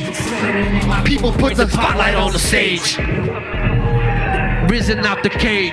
Spreading out my people, put the spotlight on the stage. By the time we get up, we fed up until they free us. These dirty streets with these demons is where they leave us. Now it's time to re-up and quench our thirst for new blood. Thirsty for new blood, we on a proper new blood. These politicians and special interests are washed up. It's the age of clean cuts and patriotic young bucks. It's time to re-up and quench our thirst for new blood. Thirsty for new blood, we on a proper new blood. I'm and I approve this message. Let's go! We really do need some new blood. Listen, when we talk about new blood, Anthony put out an article titled "We Need to Bring New Blood into New York Politics," and that's where I got the name of this song. But like I said, Anthony's an amazing guy. He wants to save New York. He just wants to help. He's a very successful businessman. He just wants to, be out here doing whatever it takes. He put up $3 million of his own money to help fund New York and save New York in whichever way that comes, whether it be helping candidates or donating to different pantries like he did, helping the pantries and all kinds of stuff that he does. He's a very, very great guy. But new blood is what it's about. And when I tell you new blood, we have one with us here right now. His name is Ramses Frias. Where he at? Where to go He is the candidate. Give it up for Ramses Frias. This guy right here is the epitome of new blood. And by the way, this guy is running in my city where I grew up and was born at, Corona, Queens, Jackson Heights, East Elmhurst. Give it up for Ramses Frias. Yeah. We outside. Ron Konkoma, what's good? Thank you to the America First Warehouse. First and foremost, always praise to the Lord Jesus Christ, my Savior. The only reason that I am here today, the only reason that I can talk to each and every one of you here today. This is a joyous occasion to be here amongst all of you. What's going on in my neighborhood is what got me to this platform. Now, we're inundated with violent crime, prostitution, things that just should not be in the faces of children and families that came here for a better life. But it's there, and it's being allowed to happen. So I got up. God said, listen, this is the time. I'm putting this in your path. Your parents came here for you to do something, and this is it. This is your calling. Because when I was a child, I didn't say, you know, I'm going to be a politician or I'm going to try to run for office. Just a regular guy, right? Raising his kids in the neighborhood where he was raised and had a wonderful childhood. I was able to go outside, play. No one was going to bother me. We're amongst the most culturally diverse area. I learned different languages, different foods from Nepal, from India, from Jamaica, Haiti, Dominican Republic, Venezuela, you name it, we have it there. So it's such a beautiful, culturally rich area. Why are we being destroyed? Why are we being allowed to be stepped on? And that's because no one is actually stepping up to take on the things that I want to take on. I'm not playing games when I say I'm outside. When I walk past the schools where across the street there's a brothel, guess what? I stand up in front of that brothel, I record it, I make sure that it's known, I get the police involved, and we start doing rallies from that moment. Before I even got here, I was at a rally against a brothel that's in my neighborhood. From 90th Street down to 88th and around the corner, we have at least 6 to 7 brothels operating 24 hours a day. Now, this is not a way for anybody to grow up.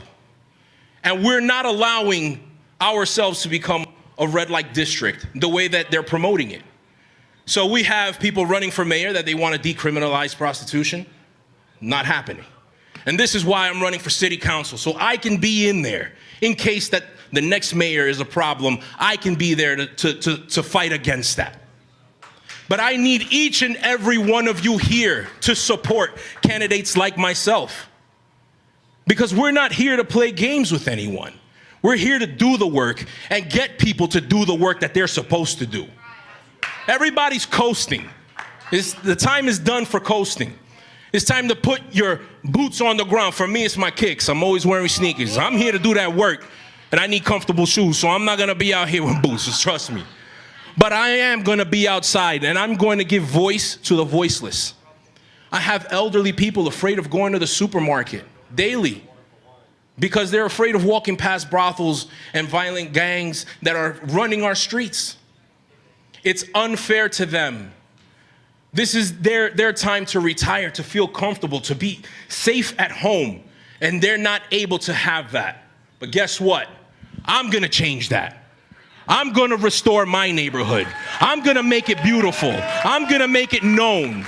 Because I know if I can change that area of Jackson Heights, Elmhurst, Woodside, East Elmhurst, if I can change that, if we can change that, the whole city will follow suit. With the power that I have of God instilled in me, there's no stopping it. Because they're godless, they're not paying attention to the people, and they don't want to do the work that I am going to do and that I am doing right now. I've called out the incumbent, Shekhar Krishnan. Where are you? Where's Senator Jessica Ramos? Where's State Assembly Catalina Cruz? State Assembly Jessica Gonzalez Rojas? Where's State Assembly Stephen Raga? Grace Meng? And guess who else? AOC. Where are you? Just the other day, she said she was boasting that she was able to get garbage cans all alongside Roosevelt Avenue. Big whoop. What are you celebrating? We have human trafficking happening right now. Sex trafficking happening right now. Young women are being bussed into my neighborhood. And no one's saying anything? No one wants to do the job? Guess what? I'm here. I'm here. And I'm not going to stop. I'm going to push forward. These are my streets where I was born and raised. I know every single park. Me and my boys, we were on the corner all day, holding it down, making sure our people were right. Because as much as it was safe, at one point, we had to take care of our own. We weren't going to allow people to come in from outside and try to destroy our neighborhood. We weren't going to try to have them sell drugs on our corner. We are here for our families, so we defend ours. And I'm here to defend this country, this city. This is where I'm born and raised, and there's no changing that. I'm a native New Yorker. I got the tat to prove it. It says made in New York. This is where my parents made me. And it was for a reason, because it was supposed to happen. So now, again, I thank each and every one of you for pushing yourselves to be here, for being a part of this. And it's not the end. It is only the beginning. We are going to reach the top of the mountain, and we're going to shout the loudest, and we're going to show that New York can change, that New York can become different, and that New York is represented by New Yorkers, for New Yorkers. This is about people over politics. The people come first, and the Democrats have forgotten that. All they have is their little funny stuff that they want to do and implement and change all these things, but they're forgetting the cries of the real people, and they need the help. And I'm going to help them, and we're all going to help them together, because unified, there's no stopping us. In the name of Jesus, I bless each and every one of you here to get home safe, to enjoy your lives, to push forward, to support candidates like myself and the others that are here. Because we need all your help. We need you to spread the word. We need you to reach your family members, your neighbors, and let them know that there are people out there that really want to make a difference and that really want to change what's happening in New York City. Thank you again. My name is Ramses Frias. You can find me. My website is ramses4nyc.com. You can find me on Instagram, ramses.frias.ny. I'm on all socials. If you Google me, you'll see me. So thank you again, everybody here. Thank you to the America First Warehouse. We're going to make it happen. Change is coming, and change is coming now. God bless you all. Let's go. I'm definitely voting for Ramses Frias. That's a fact. That guy is freaking amazing. I know him personally. He's a great candidate. He's going to change the city. Yeah. Oh, sorry. No, I just wanted to know, has this gotten much worse in the last 4 years? Yeah, that's what I figured. So when the open borders opened up, that's when it really got bad, right? Sorry, guys. Let me just jump back up here. So when the open borders happened, that's when an influx of violent crimes, gangs came into the area. It really was pronounced. So in a sense, it's always been there, but now it's in everybody's face. They're not trying to stop it. They're not trying to make a difference. But now things have changed, right? We have our guy, Big Don, in the White House holding it down for us, fighting hard, and we're just going to keep on riding that red wave, and we're going to make it happen. We're going to make some differences in Elmhurst, Jackson Heights, Corona, Flushing, Woodside, East Elmhurst, Astoria. I'm going for it all. Once I'm in there, I'm making everybody work. Right? So thank you again, everybody. Anybody else have a question? It's going to get signed, Steve. Don't worry about it. Project Civica, I'm a part of that contract that we have with Project Civica, common sense contract with New York City. I'm definitely on board with that. We're going to work hard to make sure that we represent the real New Yorkers and what's going on and what the problems that we are all facing today. Any other questions? All right, thank you very much. Big Sean, DVS 7.0. Yeah, we outside. We're going to make it happen. Thank you very much, everybody. We're outside. So yeah, by the way, guys, don't be afraid to ask questions. This is a Q&A.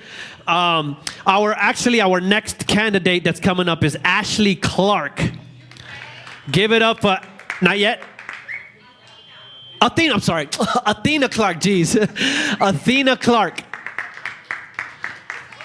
Give it up for Athena Clark. I heard her speak the other day at the DJT Kings County Republican Club, and she was on fire, on absolute fire.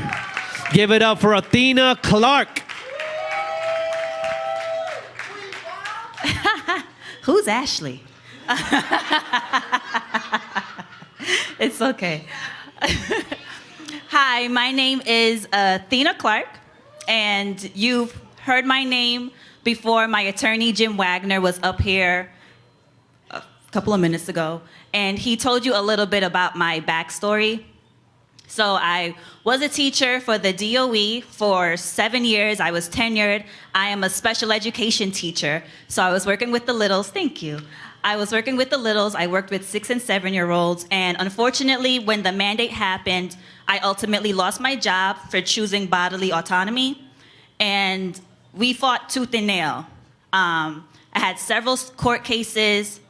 I joined so many different lawsuits, and unfortunately, all of them did not work out because the city is corrupt and the judges are corrupt. And when that occurred, my attorney, who was just up here, he said, you know what we're gonna do? The judges aren't monarchs. You don't answer to them. What we're gonna do, we're going to run candidates, and you're gonna take up seats in city council, and we're going to make a change.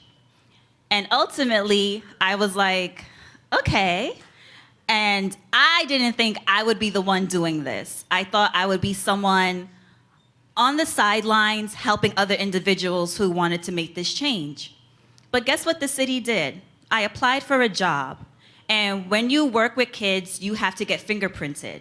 So when I applied for the job, I got hired, they ran my fingerprints. It was taking so long. Usually it takes about 2 days for your fingerprints to get ran and for you to get cleared. So I'm waiting, a week's gone by, and I'm like, what's happening? So deep down in my gut, I knew something was wrong. The job called me and they said, hey, Athena, your fingerprints didn't clear. You have a problem code. With that problem code, it's basically like saying I'm a child abuser or I hurt children.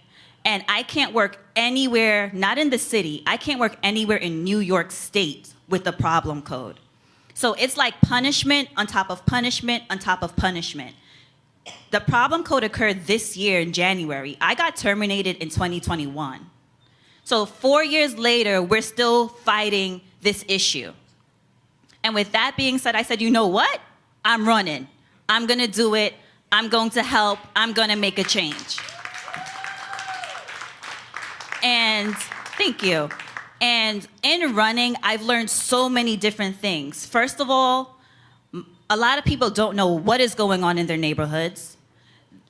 They're building these lithium-ion facilities, which are a detriment to people's health, right? The energy that it stores is unstable. If it was to ignite, the fire can spread within a 5-mile radius. And then I have a little baby, and I'm a teacher, so I always think about the kids. And I'm just like, what's going to happen to the kids? Like, what are you gonna do if this was to happen? And of course, there's no answers. Eric Adams just does whatever he wants to do because he doesn't care. He doesn't answer to anyone, and everyone just goes along with his stupid plans, and there's no pushback. And that's one of the biggest issues in city council right now. There's never any pushback. No one is saying, this is wrong, don't do it, it's not right. It's just a bunch of yes men and women going along with this attitude that's going on. And then you have this mayoral race that's happening as well, and it's just a circus. And so right now you have people like Ramses, people like Elijah Diaz, people like myself who are running against this big machine. Right now my opponent, Uber put nearly $500,000 into her campaign. $500,000 into what's supposed to be a small campaign, whereas individuals like us are doing this grassroots style without help, just with, everyday people who are tired, who are fed up, who want to achieve the American dream, right? My parents are from Jamaica, and they were able to come here and make something of themselves. My dad is a yellow cabbie, my mom's a hairdresser, and they have their children, and we can't achieve that American dream that's supposed to be so attainable. What happened to that? That used to be something that people used to strive for. And now it just seems like it's slipping away. So the rich is getting richer, the poor is getting poorer, and the middle class just doesn't exist. And right about now, as Ramsey said, is the time for this to come to an end. I believe with all my heart that this is the time for change to occur. And as much as people want to say that New York is a blue city or a blue state, I think it's because, it is because they purposely push forth Democrat candidates. But individuals like myself, individuals like you, we stand for common sense. There are so many things that lots of us agree on, but they purposely put a they purposely block off Republican candidates. Why? Because we're a threat. Not because it's impossible, but because we threatened what they want to do. They want to destroy New York. They want to destroy Chicago. They want to destroy California because we're the big cities. And if they could get the big cities, they can go across the rest of the 50 states. So we need to stand up together, regardless of where you live. Someone has to know someone in Canarsie, someone in Mill Basin, someone in Marine Park, someone in Sheepshead Bay, even if it's just one person, and say, hey, have you heard about this candidate that's running? Check her out, check him out. Spread the word about what it is that we're doing so that we can be successful, because our kids deserve so much better than what's being offered to them. And no matter what, I will always, always, always stand firm in helping the children, because that's my passion, that's what I know, that's what I do. And if we don't have, it may seem cheesy, but the children are the future. That's the truth and the whole truth, and there's nothing that can stop that. And I did sign the Common Sense contract with Project Civica. Because guess what? It's common sense. So, in conclusion, just remember, I'm Athena Clark. I'm running for City Council in District 46 in Brooklyn. And those neighborhoods, again, are Sheepshead Bay, Mill Basin, Canarsie, Marine Park, Garrettson Beach, Mill Island. Yeah, that's it. Thank you. Yes. Yes. Yes, so when they terminated us, they gave everyone problem codes. So some people found out about their problem code sooner, some found out later. So when I initially got terminated, I also had my baby and everything like that. So when I got married, yes. And thank you. And so then when I applied for a job, it pulled basically my fingerprints, and it was just like, oh, I got flagged in the system with the problem code. So it can be rectified. I did get mine rectified, thank God. I got it rectified maybe 2 months later after like emailing like crazy, having my attorney on the email. So some of us did get ours rectified, some of us didn't. There's individuals who still are out of work due to these problem codes, just like how there are individuals like firefighters and police officers who are still out of work because that's what they did. Like as a teacher, I could go to another state and teach, but like when you're a firefighter, when you're a police officer, when you're sanitation, like you don't just pick up and go. And they're staying, they're fighting, and I'm fighting with them.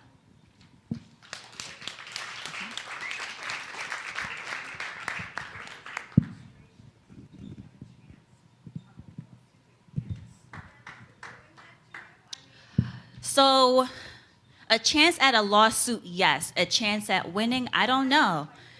Yeah, because these judges are really corrupt, like without a shadow of a doubt. And it's actually really scary because they're supposed to be bipartisan, so it's just strictly the law, right?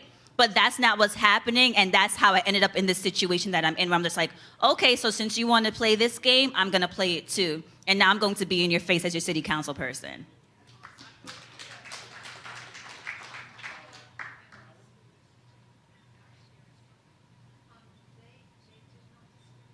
Mm-hmm.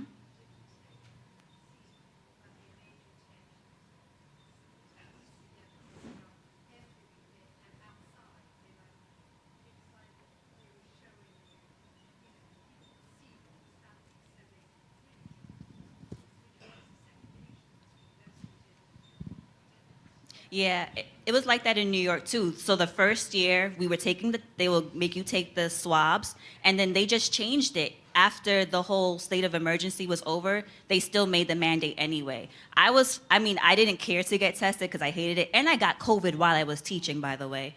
I didn't care if I had to get tested, but they never gave us the option even to test. It was just get the shot or lose your job, and that was it. A mandate is not law, and that's exactly the point, right? A mandate is not a law, it's literally a mandate, but somehow it became law overnight. Right, and Eric Adams definitely ignored city council and did what he wanted to do, and it's still occurring. And no one in city council is really standing up for us like that. Maybe one or two individuals, but it's a huge fight still. Still. Oh. Also, you might know some people. Well, you never know. Yes.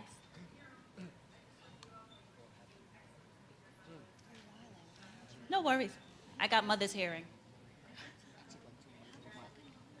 Thank you.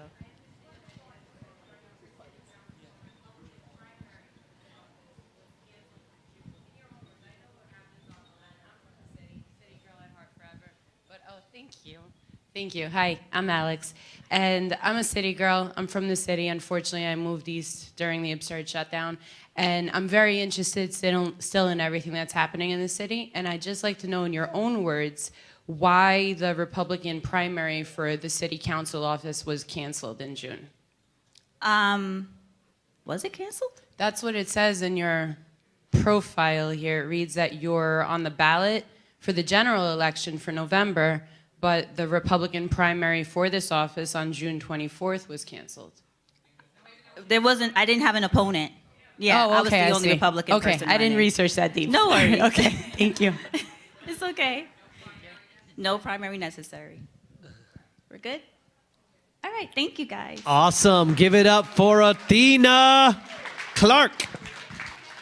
Next we have Benny Rosenberger. I'm getting these names all messed up. Benny Rosenberger, 35th District, City Council. Give it up for Benny. Just think Benny and the Jets. That's Benny and the Jets. Hello, how are you? Thank you very much for hosting this. This is a wonderful meeting. First time I'm here. My name is Benny Rosenberger. I was born in the Bronx, lived in Crown Heights, Brooklyn for over 50 years, raised a family, a grandfather. Anyway, so I started my public service in 2011. I joined the Neighborhood Advisory Board, which is in charge of directing federal block grants to people that need it most in the neighborhood. And from there, during the COVID disaster and subsequent abuses of power that I endured in the city, so I decided that I have to try to get involved and try to do something, just try to stem the tide. So I joined my community board in Brooklyn, and I've been there for over 2 years. I'm in my second term. And being there, I was on the transportation committee. I was also now on the ULURP land use committee. And time and again, we see there are edicts passed by the city council or the mayor's office, and we go ahead and we deliberate in the board, and we come up with our resolutions and what we think that the community wants. The community, they speak their mind at the board meetings. And time and again, we see that our resolutions are ignored or overridden by elected officials who just don't care, or they have their agenda. And it seemed like, because the community board decisions are not binding, so we literally don't have much power there. So because of that, I decided I'm gonna have to take a step, bring it up a level and run for city council myself in order to be able to make a decisive difference in my neighborhood, my community, and the city. So that's what drove me to become a candidate for. I'm running on the conservative line, but I've been endorsed by the Republican Party as well. A few things. I'm not a big speaker, but a few things on socialism. One of my favorite. I'm gonna pull it up on my phone. My favorite. Comments about socialism are from Winston Churchill, and England probably should take heed from one of their greatest leaders. So Winston Churchill said in two different quotes, he said, "Socialism is the philosophy of failure, the creed of ignorance, and the gospel of envy." And another time he said, "The inherent vice of capitalism is the unequal sharing of blessings. the inherent virtue of socialism is the equal sharing of miseries. So that tells you what socialism, is about. Socialism also, I would say, it's similar to a cancer, because it literally feeds on the host until it kills it. With socialism, every time socialism has been tried throughout history, it's ended in failure, misery. Capital flees, businesses flee, jobs flee. Property values drop. Anybody who has any money or is able to afford to leave runs away because nobody wants their money stolen from them that they worked hard for. So it's like a cancer, and it destroys everything. And we've seen it time and again. And those who don't learn from history are unfortunately going to repeat it. They say about people who are educated that they suffer from needing to watch people repeat the failures of people who don't know history. So I appreciate everybody's support. I'm hoping that to win. We're running in the third most liberal district in the city, so it's a long shot. But listen, I have to get. What's democracy if you don't have choices? So anyway, thank you very much.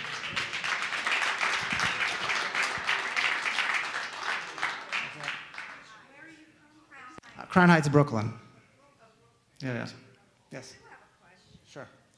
So, for the primary, I was told by somebody who is very, very grassroots. She does a lot of work for candidates, and she told me that the majority of the people that went out to the polling site that she was working at were Jewish and voted for Mamdani. Can you explain that? Well, a lot of Jews, unfortunately, vote Democrat. I don't know if it's because they're used to it. There's something called there's bias. It's like people they find it difficult to recognize that they made a mistake and change the way they're voting. Bias confirmation, I think, is the term. There's a lot of reasons why that's happening. It's unfortunate. And again, it's maybe socialism can pretend to give you short-term gains, but in the long run, it makes everybody miserable. So. But it's very obvious that between the Jewish community and the Muslim community, there's issues. So how do they? I just don't understand. I don't understand it either. I think they have like blinders on. I don't know. It's hard to understand. Luckily, only 20%. I'm so sorry. I thought I had a big mouth that everybody could hear. Yeah. What I was told is that only, is it on? It's not. Oh. There you go. Now it's yeah, there we go. Okay. The positive is that I heard that only 20% of the voting population went out, like maybe 23, percent went out for the primary, so. Yeah, I'm hoping that. You went out to vote, period, yeah. I'm hoping that common sense will prevail. Yeah, we all do. Thank you. Because otherwise, we're all in trouble. Yeah. How are you advertising? How are you getting the word out? Right now, I'm using, I put my profile on Ballotpedia, took their the questionnaire. I'm on the Project Civica site. I sent emails. Did you sign the contract? Yes, I did. Okay. You can see I'm on the candidates page. I sent out emails to all the Republican conservative constituents in my district, and I'm hoping to get the word out that way, and I'll hope to collaborate with other candidates who are running and do some joint ventures. Okay, thank you. All right, thank you. Have a good night.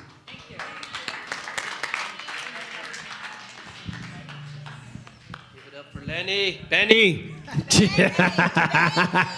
It's because the guy that was here, the sticker mule guy, his name is Lenny, and I kept saying his name. So give it up for Benny Rosenberger. Next we have Donnie Coons. Lonnie Coons. I'm not getting anybody's name right. Jeez. I'm fired. All right. Hey, I'm not a city boy. I apologize. I'm from way up north. We drove about 5.5, 6 hours to get here. I apologize. I don't know anything about New York City.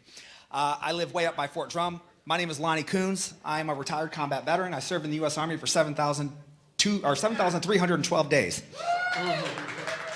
Jumped out of airplanes, shotguns, got blown up too many times. It's me. I'm not one of those guys that was pushing pencils and I was out shooting guns. So that's just what I did. When I retired in 2017, I became a truck driver because I have PTSD pretty bad and I can't stand dealing with people. So I got in a truck and I've been driving ever since. I drive for dollar stores. If you go to a Dollar General and get some fresh frozen stuff, that's me. I'm delivering it. I delivered right over here in Ronkonkoma just a couple weeks ago, in fact. So I'm familiar with the area. I'm familiar with what goes on up in my area, not so much down here. I have two of the poorest counties in the state in my district, and nobody even cares. Everybody thinks that the city's the poor place. Well, it's really poor up north. We don't have anything. We don't have everything you guys have in the city. We have to go a long ways to get everything. So my goal is to bring our voice to Albany, because right now we don't have a voice. We have a 70-some-odd-year-old man who's been there for 12, 14 years now, hasn't done anything for our district. He only votes along party lines. I won't do that. I'm here. I'm one of us for all of us. I plan to represent the people. As a combat veteran in my district, I served in the 10th Mountain Division, which is actually in my district. On top of that, I drive a semi-truck. I grew up in the farms of Michigan, so I milk the cows. So I represent what about 70 to 80% of the constituents in my district are. Whereas my opponent, the primary person who's been there for 14 years, unfortunately doesn't understand those things. He's forgotten, just like somebody had said, that we work for the people, not the other way around. Thank you. So I am not a yes man. I am not very politically correct. Again, I was an infantryman for 20 years, so the things that come out of my mouth shouldn't. I have a campaign guy who normally has a shot collar on me and buzzes me before I say something before I shouldn't. My wife's here tonight with that collar, so she'll keep me straight, hopefully. If not, it's going to be a long ride home. Look, my job is very simple. All I want to do is represent the people and bring that voice forward, because we don't have a voice in Albany. The biggest problem I have is I'm a truck driver. I leave my house. In fact, tomorrow morning, after getting home at 5 a.m., I'll be hitting the road at 7 a.m. to drive 400 miles to go pick up my next trailer and go deliver someplace. So sleep's going to be fun on the way home. Anyways, I'm going to be campaigning for my semi-truck. I can't ask the people of my district for money because they don't have it. I refuse to sell out to people, and I just will tell the truth, which is what our politicians refuse to do. You ask them a question, they sidestep a question. You never get a straight answer. I tell people all the time, if you ask me a question, you're going to get an answer. Now, you might not like the answer, but I will give you an answer. So, I don't know what else to do to tell people what to do other than try and get my face out here and on the platform. Come January 1st, I plan to be live streaming. For anybody who knows about truck driving, we have a 14-hour clock. So as long as that 14-hour clock's running, my camera will be running. When I'm not having anything to talk about politically, you'll get to listen to my pretty voice singing along with the radio, and my lovely PTSD dog will probably be howling at me. I don't have the best voice, sorry. Other than that, all I'm asking for from people is support. I need to get my name out. I don't have the support of the party, the Republican Party, because the candidate there who's been there for 14 years is the number 2 person in the party and assembly. So, I have the people behind me. But I can't get my voice to the people because I'm not home 6 days a week. And the party keeps telling me that I need to quit my job and campaign and be a politician. That's not the way that the American politic system was set up. Any person, citizen, can be a politician. There's no qualification outside of your citizenship having to live in a certain place for a certain amount of time. I have never been a politician. I've always been the troublemaker who stands up and says what is right. And it has been detrimental to my career. I retired from the Army as a staff sergeant. I should have probably been a command sergeant major like my little brother was. And he made sure I knew that, by the way. Nothing like having your brother outrank you. I did never do push-ups for him. Yes, not gonna happen.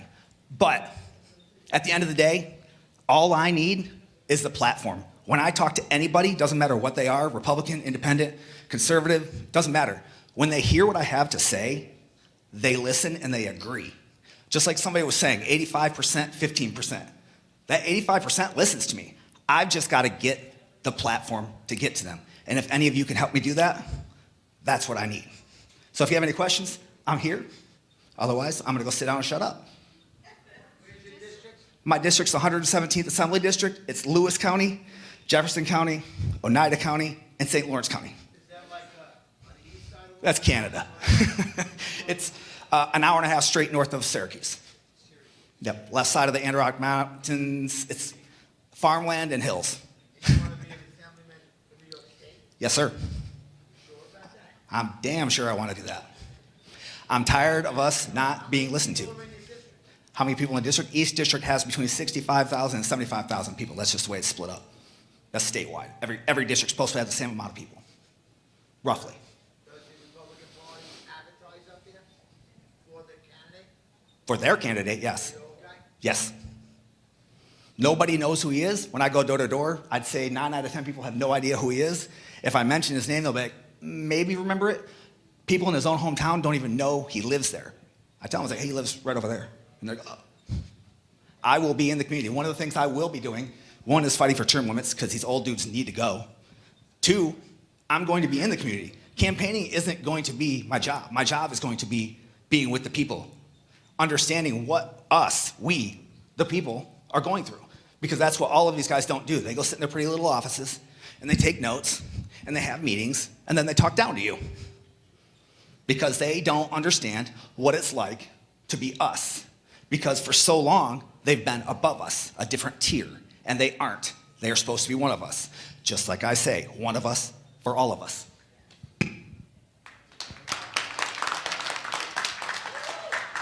Yes, ma'am. Yes, ma'am. Presumably you're going to get into office, and then are you still going to drive your truck 6 days a week? Assembly members are allowed to make more than $25,000 a year from anything outside unless it's a private job. Right. So my VA disability check, that's double that, they're going to take that out of my pay for getting blown up. But if that was a family business getting blown up, I could keep the money. Nobody sees a problem with that. I hope that answers your question. So, what was the question? Repeat the question, because I don't think you answered. My question was, is he still going to work his 6 days a week on the road in his truck once he becomes assemblyman? How is he going to be with the people? Can't. It's against, that's what I was saying. I'm sorry Right, if I didn't answer the question. An assemblyman can have a secondary job, but cannot make over $25,000 a year. So I could go out and work, presumably a day a week if I wanted to, but that's not what I'm going to do. I'm going to be out in the district with the people. So I have to quit my job. Yes. They gave themselves a $32,000 pay raise a couple years ago. Yep. That they stay in Abilene. The other 6 months are supposed to be in their district, and you never see them in their district. Oh yeah, it's a great gig. Yep. Well, you know what? Every single Republican voted against that pay raise, but every one of them kept the money. Didn't give it to anything. If that would have been me, I would have said, well, I'm making $32,000 more than I voted against. Well, let me give it back to the community. They didn't do that. They didn't do anything with it. They kept it. They knew that the Democrats were going to vote it in, so they could vote against it safely and know that they were going to get it anyways. It's terrible. They should never be able to vote on anything that directly affects them. That should be you. I should never, as a politician, be able to vote for, I want a pay raise.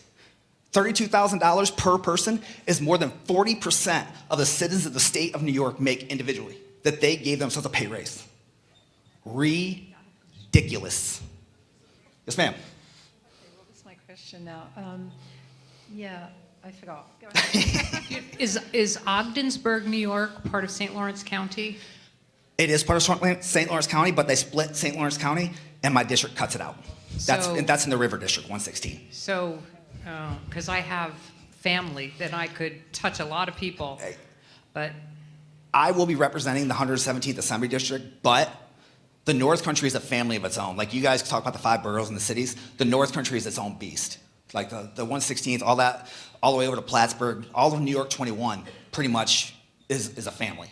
So we represent everything together, if that makes any sense. I will be working with Mr. Gray, the current assemblyman there, to make legislation that benefits Ogdensburg. So if I spread your name to them, even though they're not in your district, they could get your name to other people in your district? Yes, because half of the county, well, 3/4 of the county is in the district, just not Ogdensburg, Potsdam, or Canton, of course, the 3 big ones. So, yes, ma'am. Does the other Republican know that you're running against him or her, whoever it is? Oh yes, he's very against it. He was very upset to find out that I had the gall to do this because how dare I? He didn't say those words, but trust me, the look on his face did. But that's okay, because I don't care. Does he have a lot of money? I mean, is he, supported by He's Soros, supported by, or who knows? Yeah, he's supported by the party, where I'm not. I'm supported by the people. He has about $142,000, $150,000 in his campaign fund, last I checked. So I have $20 right now? Yeah, $20 in my bank. I just paid for some palm cards I've been giving out here. My campaign's been run by me. Like I said, everything I do, I've just locally been picking up help from Miss Angelia up there who's filming me, and my wife who stands by me because, well, that's what she does. She's dealt with me for 29 years, so I think she'll deal with me for a couple more, at least until the house is paid for. If I die after that, start chipping me to it. Hey, a garbage man is what it is. I don't care. Again, I don't care. No. People think it's funny. I don't have the bank app on my phone. I don't know how much money I make, and I don't know how much money I have.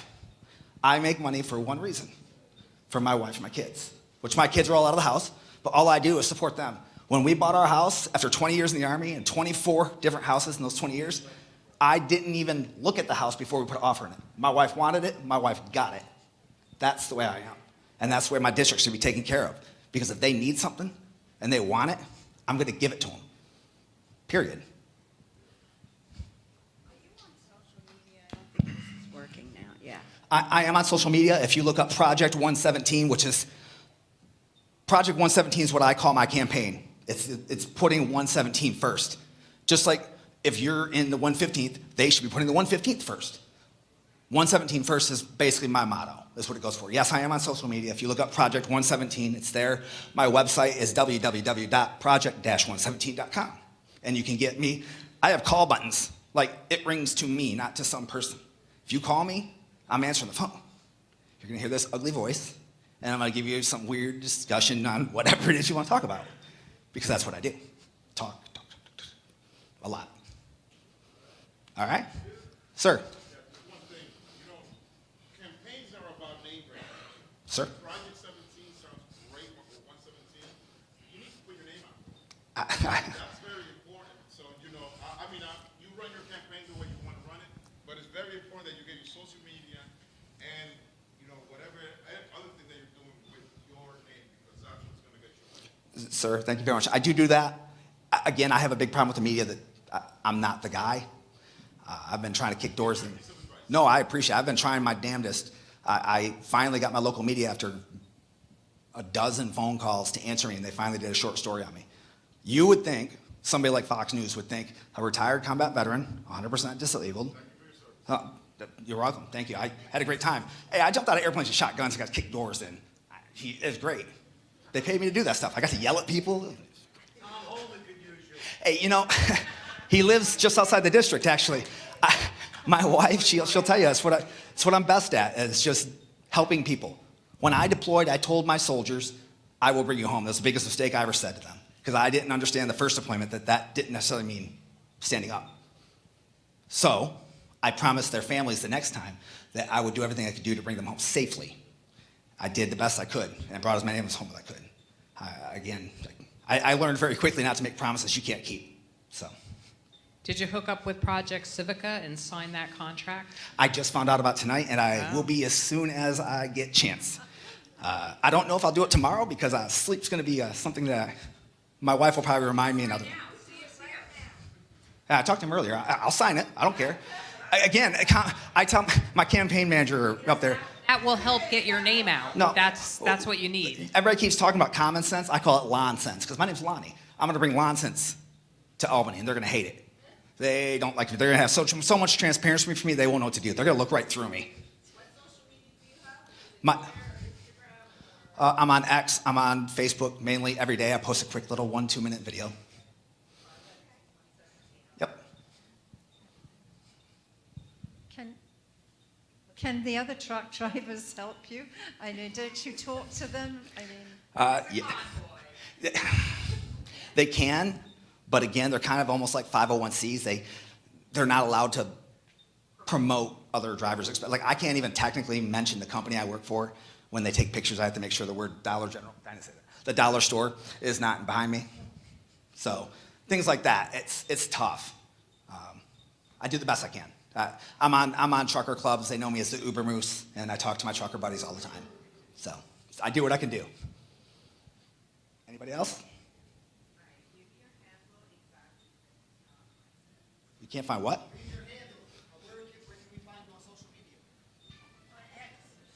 I think it's LK 1978. I think that's my Twitter handle. I don't know. I honestly have to look it up. Everything should be able to be found under Project 117. I don't know why it's not showing up. Lonnie with an L, not Donnie. Whoever said. 1978. So what is your name? Lonnie Coons. Lonnie with an L. Coons, like a raccoon, but with a K. Yep. Yes, ma'am. Did you? No, normally you'll find me on I-81, unfortunately. Bumpy as hell. Did you find it, ma'am? I will definitely do that in a second. Does anybody else have any questions? I can't see, the lights are blinding. All right, thank you guys very much. Have a great night, and thank you for having me.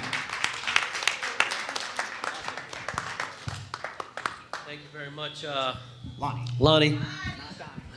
I think we have. Are there any other candidates? Have I missed any other candidates? Any other candidates here that haven't spoken?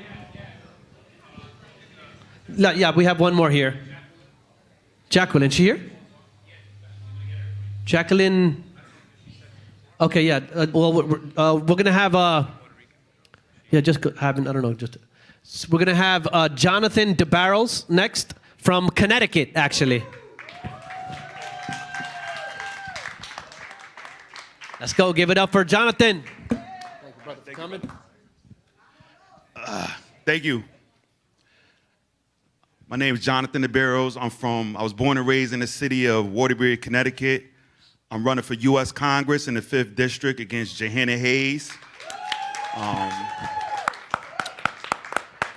Tell you a little bit about my story. I know a lot of people think that Connecticut's like, who's your boss and, suburbs and all that, but it's not. I was born in 1978. I grew up in the 80s and 90s during the height of the crack cocaine epidemic.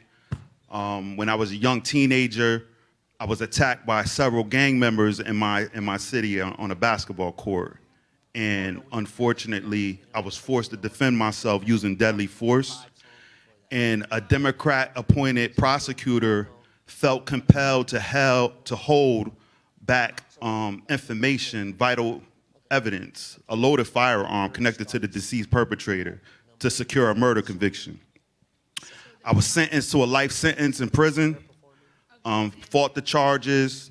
Fortunately, God blessed me with the opportunity to receive my conviction was overturned by the Court of Appeals, a unanimous decision once they found the loaded firearm in the police department and they overturned my conviction. I received a full pardon by the state of Connecticut. I'm currently a member of the NRA, the USCCA, and the CCDL. I'm a proud advocate for the Second Amendment in the United States Constitution. And I'm a firm advocate for President Donald Trump. I was actually invited to the White House back in July. I went down to Alexandria, Virginia to attend an event hosted by the Black Conservative Federation. And I had the opportunity to meet Lynn Patton, the deputy assistant of Donald Trump. And we we were brought in from all over the country, African Americans. We were brought in from Chicago, Miami, St. Louis, Los Angeles. And during this press briefing, they wanted us to understand what was in the big, beautiful bill and what incentives that was in the bill that would have been beneficial to the black community, because they knew that the Democrats wasn't going to let us know. So once we were able to see what was in the bill, we went back to our community, we educated our people to let them understand that Donald Trump and the Republican policies are beneficial to us, and I'm getting a lot of people register as Republicans. So, in the state of Connecticut, the Democrats, our Democrat governor, he tried to create a voting bloc to use against the Republican Party. And the voting bloc was formerly incarcerated people. In the state of Connecticut, you could vote while you're on parole. But being a person that is well-versed in the 1994 crime bill that Senator Strom Thurmond and Joe Biden created, and the Democrats, to create the mass incarceration of the black and Hispanic communities, I've been using that bill against the Democrat Party, and I actually been getting people to register as Republican as soon as they come home from prison. So I'm using the voting bloc that the Democrats created, I'm using it against them. And I'm using Donald Trump's First Step Act and Second Chance Act and his bill on criminal justice reform. I'm using that to our advantage. And I'm educating people on the importance of registering as Republican, because the Republican Party was an abolitionist party. It was a party that was created to abolish slavery. And it was a party that passed and pushed. If it wasn't for the Republicans in the House of Representatives and in the U.S. Senate, we would have never had the civil rights legislation that we have today, that Lyndon B. Johnson falsely took credit for. You know, this is something that's very dear to my heart. I'm a pro-life candidate. I believe in a constitutional republic. We do not live in a democracy. That's very important to stress, because democracy means the majority rules. So if the majority of people wake up tomorrow and tell you that they want to burn your Bibles, what are you going to do? Allow them to do it? No. No, right? Yeah, rule by law. They're bounded by the Constitution. And our Attorney General, his name is William Tong. He's a communist. He filed numerous lawsuits in the state of Connecticut against the Trump administration to protect not American citizens, but illegal migrants. In the state of Connecticut, they passed a bill where it's against the law for counselors, school counselors, to notify parents if their child talks to them about suicidal thoughts or any type of sexual thoughts. And they're indoctrinating our children in the state of Connecticut to believe that they're trapped in the wrong body. There's a gentleman by the name of Charles Smith. He lives in Thomaston, Connecticut, which is in my district. And his daughter was actually removed from the home forcibly by the Department of Children and Family Services. They weaponized DCF against this family because he didn't want to affirm that his daughter, his 14-year-old daughter, was a boy. And they put the idea in her head. They wanted her to be put on puberty blockers. Because he refused to, they forcibly took his daughter from the home and gave his daughter to 2 gay male married couples on the other side of the state. And they put his daughter on puberty blockers. He reached out to me. He found me through my wife, and he actually signed a waiver for his attorney to give me the documents so that I could read the documents. And I read the court papers. This is true. This is not a lie. His attorney actually told me there's thousands of children in the state of Connecticut that this is happening to. So when I went to Washington, D.C., I gave a press conference. Thanks to Jack Brewer and the Jack Brewer Foundation, they allowed me to speak, and I exposed this to the nation. And one of the producers for Newsmax, John Bachman, had me on his show on Newsmax, and I brought the parent up there to tell his story. So I'm attacking the Democrats and the Uniparty because the Republicans is just as bad as the Democrats in my state, and I'm going after them. Our chairman of our state party, our state Republican Party, Ben Proto, is a bozo, and he knows that we do not need him. It's a lie. You don't need your chairman of your Republican Party. What you need is the people, and you need money. So if we could get $5, $20 from thousands of people, that goes a long way. My website is forcongress.org. You spell my last name DEBARROS. That's forcongress.org. I'm on WinRed. I'm on Antidote. I'm running for U.S. Congress. It doesn't matter if you live in the state that I live in or not. This is a U.S. congressional seat. It's very important. Donald Trump needs to maintain control of the House, and every seat matters. So the policies that I'm going to be passing in Congress is not going to only affect the people in my district. It's going to affect the whole country, the whole nation. And I got an army of people behind me. I got the biker clubs, I got the street gangs, I got the law enforcement, I got military. And I'm going against the Uniparty of Connecticut, and we're going to spread this across the country, and we're going to take back our country. Thank you. Any questions? Anybody got any questions? So were you able to help that teenager and yeah? We stay in contact with the, unfortunately, by the time that I found out about this happened back in 2019. He just recently started to communicate with his daughter just probably within the last few months or so. And she's already a grown adult. She's now a girl, not a boy. She's still a girl as of yet, but my wife is going to be communicating with her and our pastor.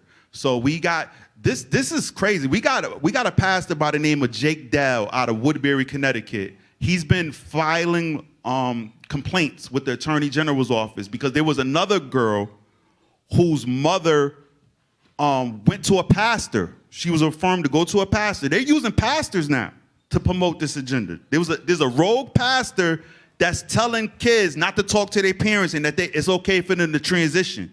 And this young girl committed suicide. Oh my gosh. And our Attorney General thinks it's okay. He's trying to keep it quiet, and they're mad because I left the state of Connecticut because we got 5 congressional seats. They're all controlled by the Democrats. We got 2 U.S. Senate seats. They're all controlled by the Democrats. So we don't have a voice in Washington, D.C. So me and my wife, we drove to Washington, D.C., and I gave a press conference exposing what's going on. So I got a target on my back, but I'm ready for them. They already put me in jail. I did 19 years in prison for a wrongful incarceration. I ain't scared to go back. So they know what time it is with me. I'm ready to take it to them. Whatever level they want to bring it to, we could bring it. So that's what I'm here for. So on the flyer to announce this event, there was a note at the bottom that said there is $3 million available for new candidates. Are you getting part of that? I hope so. Can anyone answer that question? Any dollar I could get is going to help me. On the flyer, it says $3 million in available funding, and it's to save New York. It's not particularly that we're immediately going to be funding candidates and everyone who comes. It's just candidates are presenting themselves, and Anthony gets to have some discretion on how he distributes that.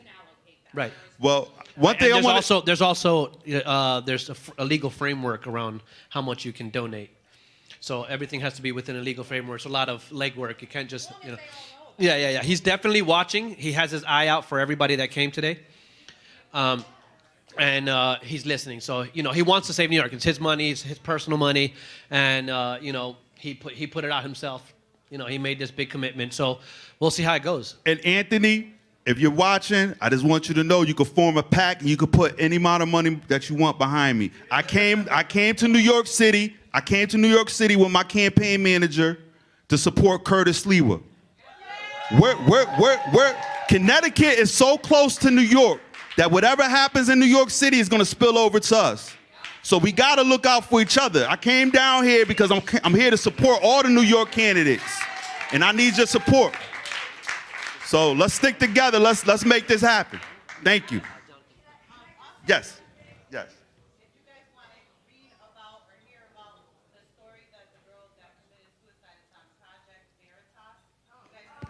Project Veritas, yes.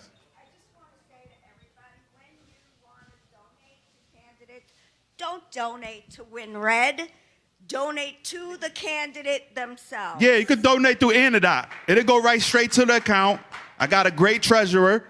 Every dollar that's spent is going to be used towards the campaign. I got to get yard signs. I got to get mailers, and we got to get this done.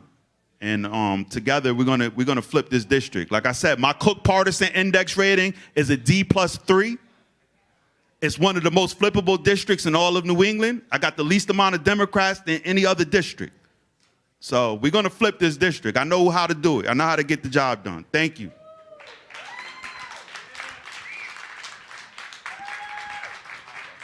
Thank you. Everybody give it up for Jonathan DeBarrels. The only name I apparently got right today, I think.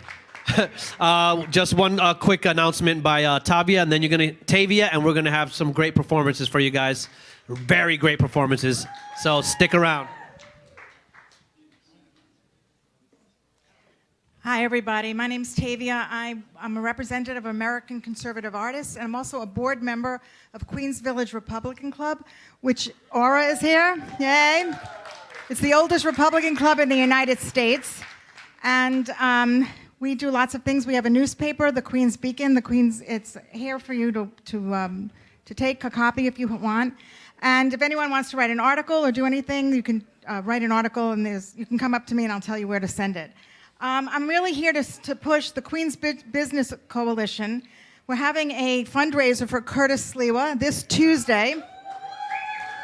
Yes, it's going to be at the Oasis Cafe in Bayside, New York, and the address is 196-30 Northern Boulevard. We have the entire restaurant. There will be entertainment, and there will be food and drinks, so I invite everybody to come.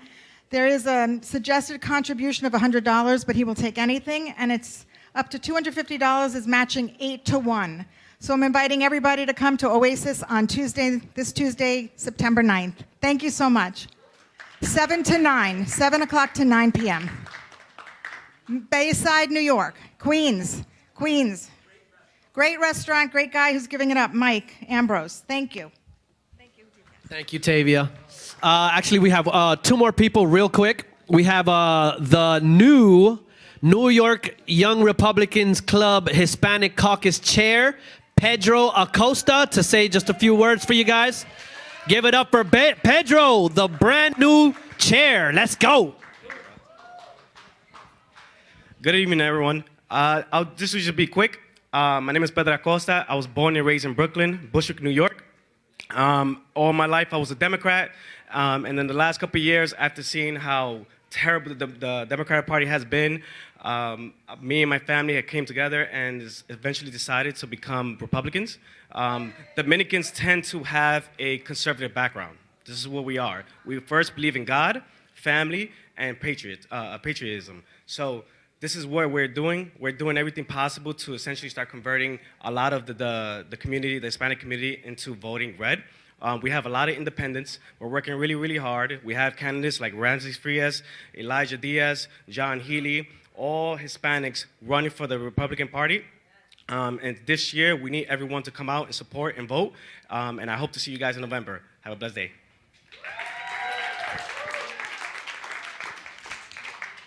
Lastly, we have the president of the Dominican American Republicans Club, Sammy Ravelo. Let's go. Hello, everyone. I am going to be brief, but this is very important. And I'm blessed, guys. Let's give a round of applause of all the speakers that were here today. They were great. That's showing that, we are probably heading in the right direction. Just a little bit about me. I'm a Gulf War veteran. I'm a 26-year veteran of the NYPD. I retired as a lieutenant, as a special operations lieutenant in the 46th precinct in the Bronx. I was a Democrat. And like Sherry eloquently said, last year we were at a crossroads in our country. We really are. Last year was a game-changing election, if you guys don't want to believe it. What we were seeing on our television and what the Democrats were defending was off the charts. We were seeing, how many sexes did we have? We have 57 sexes. First thing that Donald Trump said, there is a man and a woman. We were losing the essence of our country. Open borders, everybody said it. I don't have to repeat it. Why brings us here today? What brings us here today is all the policies of the Democrat Party and all the policies that affected my community. My community is probably 90% Democrat, and something needed to be done. And I had the brave woman like Cheryl Lee step with me, and we did a Trump rally right in the heart of Washington Heights. If you know a little bit about our community, probably 9 out of every 10 is a Democrat. Soon as they come, they become citizens, they registered as a Democrat. I did it, and every other person in my community does that. But something told me last year this needed to change. It can't be, because we are God-loving people. We love our children. If you look at it right now, and the gentleman just before me just gave the perfect example. Parents are losing their rights in America, folks. In America. And now we want to tell the world how to behave, yet we can't get our house in order. And that is a problem. And my community, without knowing, supports this. So what happens is we formed our club, the Dominican American Republican Club, is to empower Dominican Americans to start looking at the other side. When there's only one party in power, that's where the problem starts. That's called fascism. When only one party rules. And we have that in New York, we have that in Connecticut, we have that in Rhode Island. And look at what has gotten us. So what we did is we organized the Dominicans. We're letting them know there's other options. What's happening in New York right now, it's disturbing, because we're about to elect a communist. A communist, folks, in America. 58,000 Americans lost their lives in Vietnam fighting communism, and now we're gonna vote for this stuff here in America. So right now, what we're trying to do is we're trying to organize our folks. We're trying to help New York elect Curtis Sliwa, the next mayor of New York, and each one of us here has an obligation to help Curtis, because it starts in New York. Remember, the entire nation copies what we do in New York, and we do not want to bring that stuff to the rest of the nation. That's a disease. So on the 17th, we're going to do our part, the Dominican community. We're going to be endorsing up in Washington Heights. We're going to have Curtis Sliwa as our guest in our next monthly meeting. And we're going to raise his hand, and we're going to say, no, Curtis, we want you to take the reins of New York City because we believe in your policies. You took bullets for New York, and now we're going to make sure that you are our next mayor. Guys, I'm Sammy Ravello. Thank you very much. By the way, before I leave, I know people are taking questions. Any questions about our club? Thank you. You're welcome. You're welcome. Yes. No, our club is statewide. Obviously, the heart of the Dominican community comes out of Washington Heights, so probably the club was born there. But no, we actually were happy to announce that we just opened up. We announced the chairman of the Queens Caucus. We're already expanding. So we're expanding to Queens. I'm hoping to get together with the folks from Brooklyn and have folks from Brooklyn also start registering and start showing people the light, the other side. Like I said, in a democracy, we need an opposition, and we need to be a real opposition, the Republicans. Do you think that the Dominican community is an America First community? If you let them know that, yeah, the policies that the Republican Party has are the policies that are more in tune to what you believe. You know, Dominicans are like are like Italians and like our Irish brothers and sisters. You know, we come here, we come to work, we own bodegas. Then we got into cab drivers. Now, if you look at the police department, 6,000 police officers of Dominican origin, just like our Irish. I play around with Patty Lynch when I was still on the job, that, the Dominicans are the new Irish, because, now we just, as soon as we graduate from college, we're becoming police officers. Just same as every immigrant community, God-fearing, we're Christians. If we let them know these are the policies, the Republican Party has the policies that align more in your beliefs, they will know it. But right now, we only have one party telling them this, which are the Democrats. And that's what we're here for. We're going to be here. We're trying to be the other voice. If I answer your question. I just wish that, I don't know how to get that community out. I didn't mean just America First, New York First would be a nice, attitude out there as well. But, we want safety. I think everybody wants that. 100%. Yeah, well, it had to start somewhere. So we're trying to light that fire. We're trying to do our part. Yes, ma'am. So our candidate friend from Connecticut got an invite to the White House to, understand the big beautiful bill, so he could bring it back to his constituents and tell them how the big beautiful bill supports them. Perhaps doing that with the Dominican constituents. Yeah, that if you follow us, you're doing it already. Is that what you're telling me?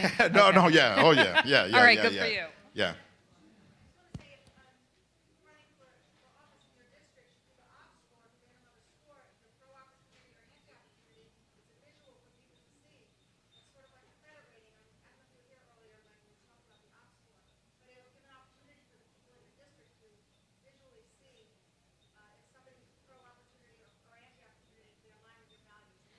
Yeah. That's a great comment. If we had enough candidates on the Republican side, like I said, we're a club, we're not even a year old. But that's one of the things that we want to work on. We want to work on finding candidates, which is number one, and giving them that option. So one of the things that I personally want to do now is finding those folks that actually are going to run a serious campaign. What I see, I'm not going to criticize the party, but what I see a lot happening is that we have a name on the ballot, but there's no body next to it, and we want to stop that. We want to make sure that, no, there's a name, there's a body, and there's a body actually telling folks, this is what I believe in, and my opponent believes in this. So that's what I want to start doing.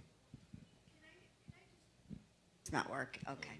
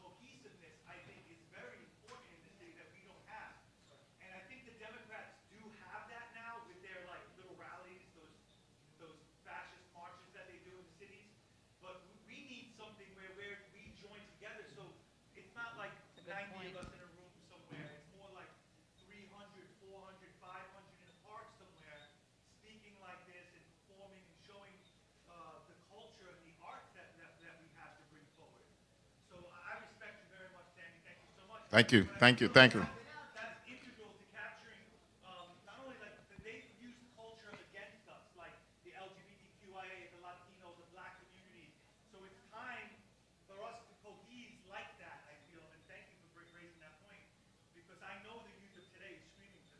Yes, I totally agree. And one of the models that I have right now is working with all the other organizations. I know that some organizations don't get along with us. We don't get involved in that. We have one motto, and like I said, I haven't been a Republican long, but I do remember that Ronald Reagan's 11th commandment. And anybody remember that? Love thy neighbor? No, thou shalt not speak ill of another Republican. So, well, no, I actually believe that, and yes, I agree with you. Anybody that wants us to speak, wants us to communicate with them, by all means, we're here for them. Definitely. I know you have one. What's that coming this week? That's a good question. DominicanGOP.com.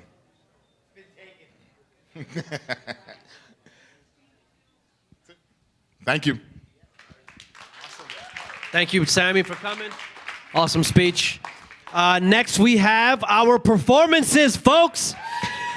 By the way, all the candidates who are here, if you would please go to Tavia. She has a sheet there just so you can give her your emails. That way we can connect with you and, figure out what we can do and how we can, help each other out. And Tavia. Tavia has a sheet there. Please, all the candidates here, go sign that sheet and just give her your email and your contact information. I'll be reaching out if there's, with some ideas and things we can probably do for you. And everyone who's here, by the way, also, if you make a Sticker Mule account right now on your phones, go to stickermule.com. All I would need is your email that you make your account with, and before you leave that door, you'll have $100 credit in your Sticker Mule account to get whatever you want. All right, ladies and gentlemen, give it up for Ghazal Mizrahi with America the Beautiful.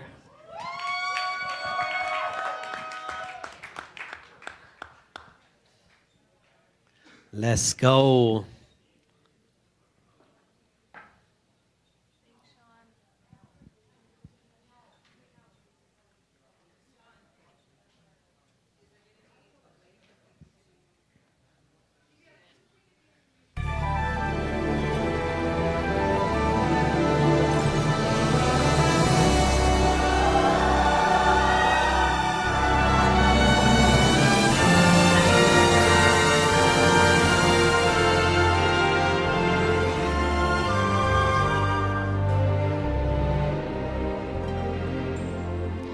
Oh, beautiful for spacious skies, for amber waves of grain, for purple mountain majesties above the fruited plain.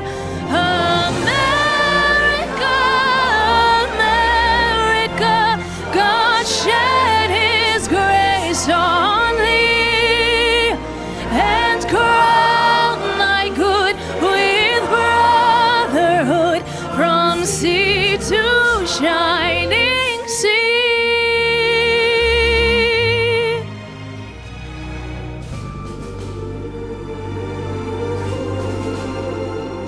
Oh, beautiful for heroes proved in liberating strife, where more than self their country loved, and mercy more than life. America,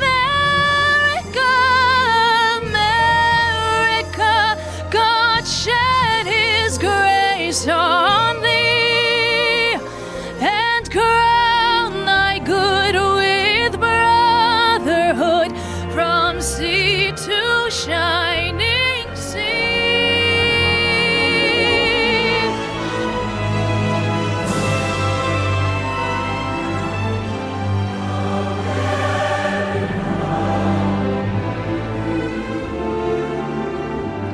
Oh, beautiful for patriot dreams that sees beyond the years. Thine alabaster cities gleam, undimmed by human tears.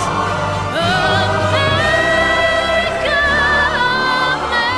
America, God shed His grace on thee, and crown thine good with brotherhood from sea to shining sea.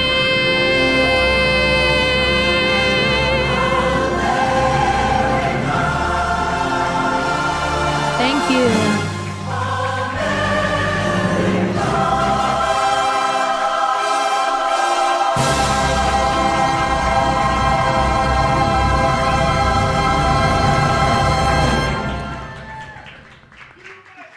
USA, USA, USA, USA. Give it up for Ghazal Mizrahi. Next up is one of the best artists on planet Earth. His name is DVS 7.0. And Jesus A.O.K., Pablo Bardo, Eva Nova 316, Boko Tax. Where's Boko at? Ba ba ba ba ba ba ba ba ba ba ba ba ba. Hey! Let's go. Come on, come on. Oh, no, you. Wait, you started that too quick. Yes. We got to get everybody on the stage. Let's go. So this next song is called Voto. It means vote in Spanish. This song was said to be a huge impact on the 2024 election for the Spanish community in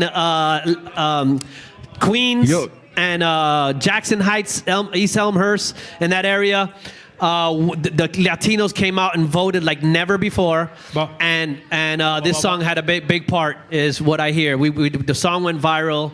It's a beautiful song. You're gonna see the video here on all these screens as we perform. All right, let's do this. Let's go. Jesus, where you at?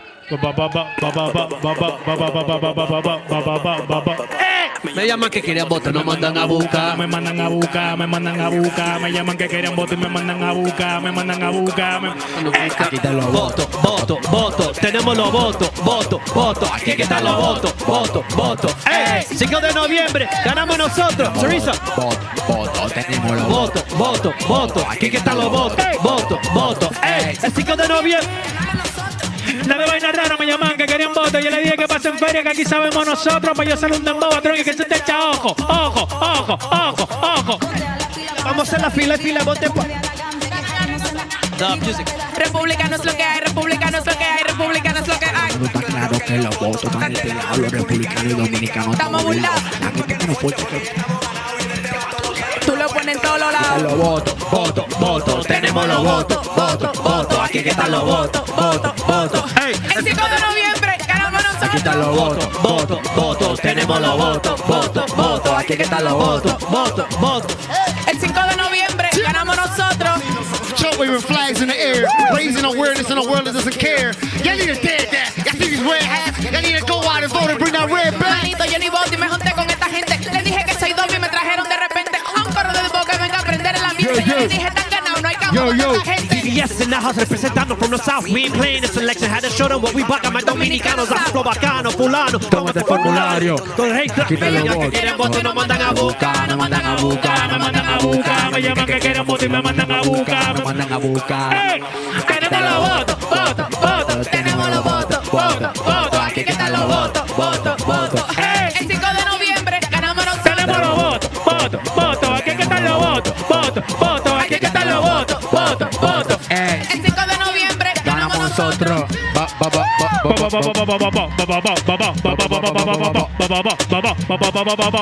noviembre ganamos nosotros. Yo, yo. El 5 de noviembre ganamos nosotros. Esos micrófonos tan bobo. Mic check. Bobísimo. The microphones are very low. Yo. Hey, yo, what's up with the mics? Yeah, the mics. We need some more on the mic. Yeah. Some more, man. 1, 2, 1, 2, 1, Mic 2. check, Can you guys hear me? Can you guys hear me? All right, next song. Cue it up. Right away. Oh. Let's go. This song is called America la Bella, America the Beautiful. America the beautiful. Woo! You. Everybody hands.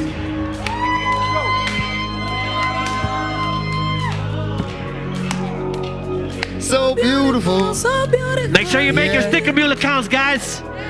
Get that 100 credit. Tan bella es, tan bella es. America the beautiful. So beautiful, yeah.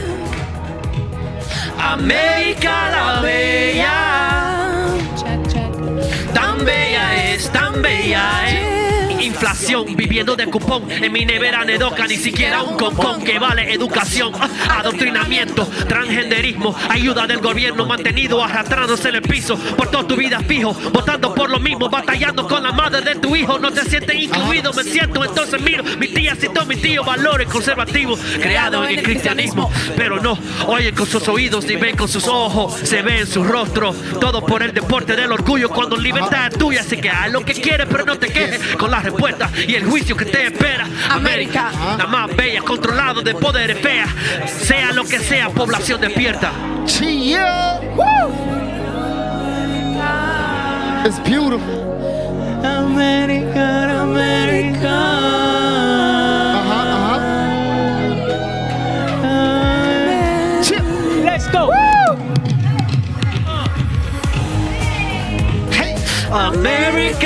beautiful. So beautiful, she's so beautiful, yeah. América la bella. Tan bella es, tan bella es. I'm from Brooklyn, it's not a place to raise your daughter. News reporters be up on the corner like Niagara waters. Cops knew I had a hustle just to make a quarter while I risk my freedom every day. I can't afford a lawyer. New York streets, slept on a bench while I ate chopped cheese. Roaches in the crib and I ain't talking about weed, but mom and dad drunk, they too crunk to see. BK, always talk about facts. Homer Biggie Small, Jada Kiss on the track. Mobb Deep had Brooklyn on their back, but now we got trap artists thinking that they rap. I'm so Brooklyn, my vocals are like coke rocks, and I'm in every hood boy like chill spots. I'm from Brooklyn with snapbacks and tattoos, where we ride the MTA, make up our own rules. Se han olvidado todos los valores de aquellos que te fundaron. ¿Dónde quedó el Dios que aquí tanto proclamaron? Lo sacaron de la escuela, luego tanto le juzgaron. Nos atrajiste con tu gracia, pero tu misericordia no tiene falacia.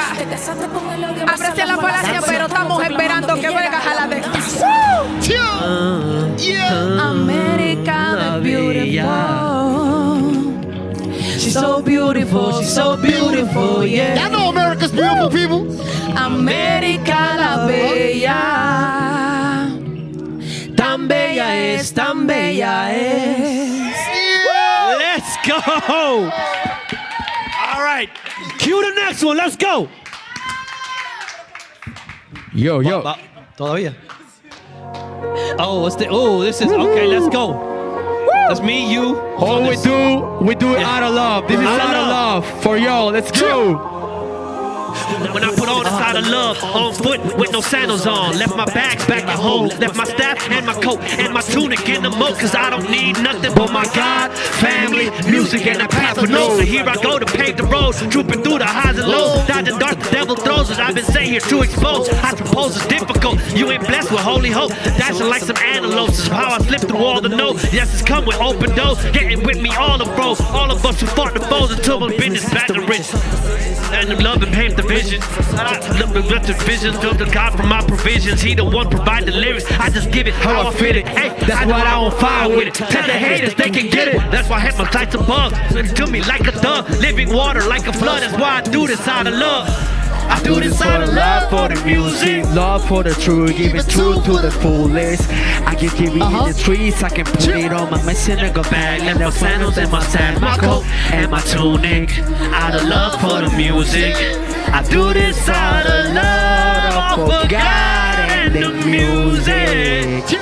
I do this out of love. I do this out of love for the music. God have my back while this world said I'm foolish. Growing up poor, many haters were saying y'all will never understand my drama made me a man. Devil wanna sign me, but God had a different plan. Trying to get through to the youth, they couldn't understand. Too busy dumbing out, drugs got them twerking, Guff got them working, the streets got them serving. Earth gone mad like we living in a shadow. God versus Satan says eating in the apple. Black, white, or brown, put that devil in the gravel. Hit the chapel and watch the full of Babel. God had my back at every protest I attend. When moms died, the Lord was my only friend. Don't let my image fool you, I am not a dog. God by my side, I'm making music straight out of love. I do this for the love, for the music, one for the truth, giving truth for the foolish. Come and see me on the streets. I put it on my mission like a band, like a stand when it's time. My coat and my tunic, out of love for the music. I do this out of love, all for God and the music. Yeah. I do this out of love. Dios, familia y música, ese es el tridente. Exactamente en ese orden para que nadie invente. A veces suena chill, smooth, a veces estridente, pero en mí siempre el amor por eso está presente. Que le llegue a la gente igual que como de mí sale. Con el amor y la pasión que pongo en cada pulso. El corazón, el BPM de las instrumentales y la palabra de Dios en el principal recurso. Tengo de donde los quiero para darte confusión a lo que tu alma necesita. Ando rompiendo cadenas que parece que solamente yo rompo la vida. A nadie le tiro porque el hombre del espejo a mí me dijo que solamente con él compita. De luna a luna sin bajarle siempre estoy activo. A Dios sea la gloria, para siempre es el motivo. Llegale a la vuelta que con música estamos abriendo la vuelta para que la gente conozca a Dios vivo. Do it for the culture, love of the melody, love of the universe. Friendships, love of the community. We all love community, love that's for you and me, love that will guide us. Love that hit. It changes you chemically. In my life, on strike accordingly. The world knowing our soul is rooted, holding I do it. it for the love, for the music, love for the truth, giving truth for the foolish. I've been giving on the streets, I've been Moving on a mission, left the bag, left my shadows and my staff, my coat and my tunic. Out of love for the music, I do this out of love, all for God and the music. I do this out of love. Out of love, out of love. Let's go. That was That's out what's of bringing love. us all Yeah, together yeah. right now. God and love. Do not leave here without your 100 sticker mule credits. Cue the next song. I'm not even sure what the next one is. You don't know. We doing it by This chance. is all live. This is all live. We doing it by chance. Oh. What's the next song? The next one. Let's Do go. you have 10 toes? 10 toes. Oh, let's 10 go. toes.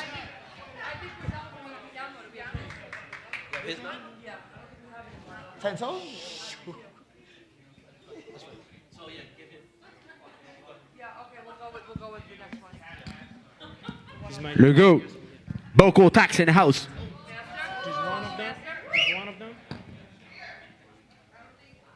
Are you having fun? Are you having fun? Yes? Woo! Let's go.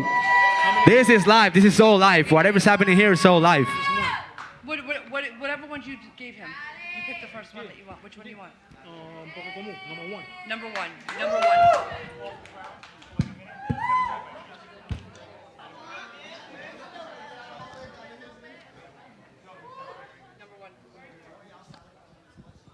All right, let's get it. Let's go.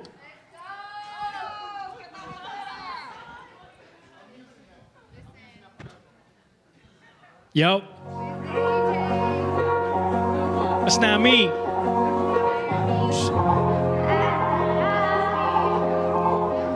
Nah, not that one. That one. On foot with no sandals on. Left my bags back at home. Left my staff and my coat and my tunic in the mo. Cause I don't need nothing but my God, family, music, and a back. Yo. We're having some trouble, but we be fine.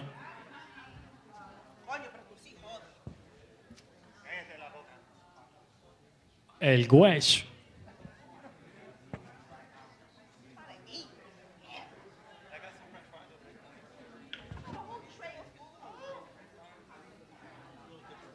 Ba.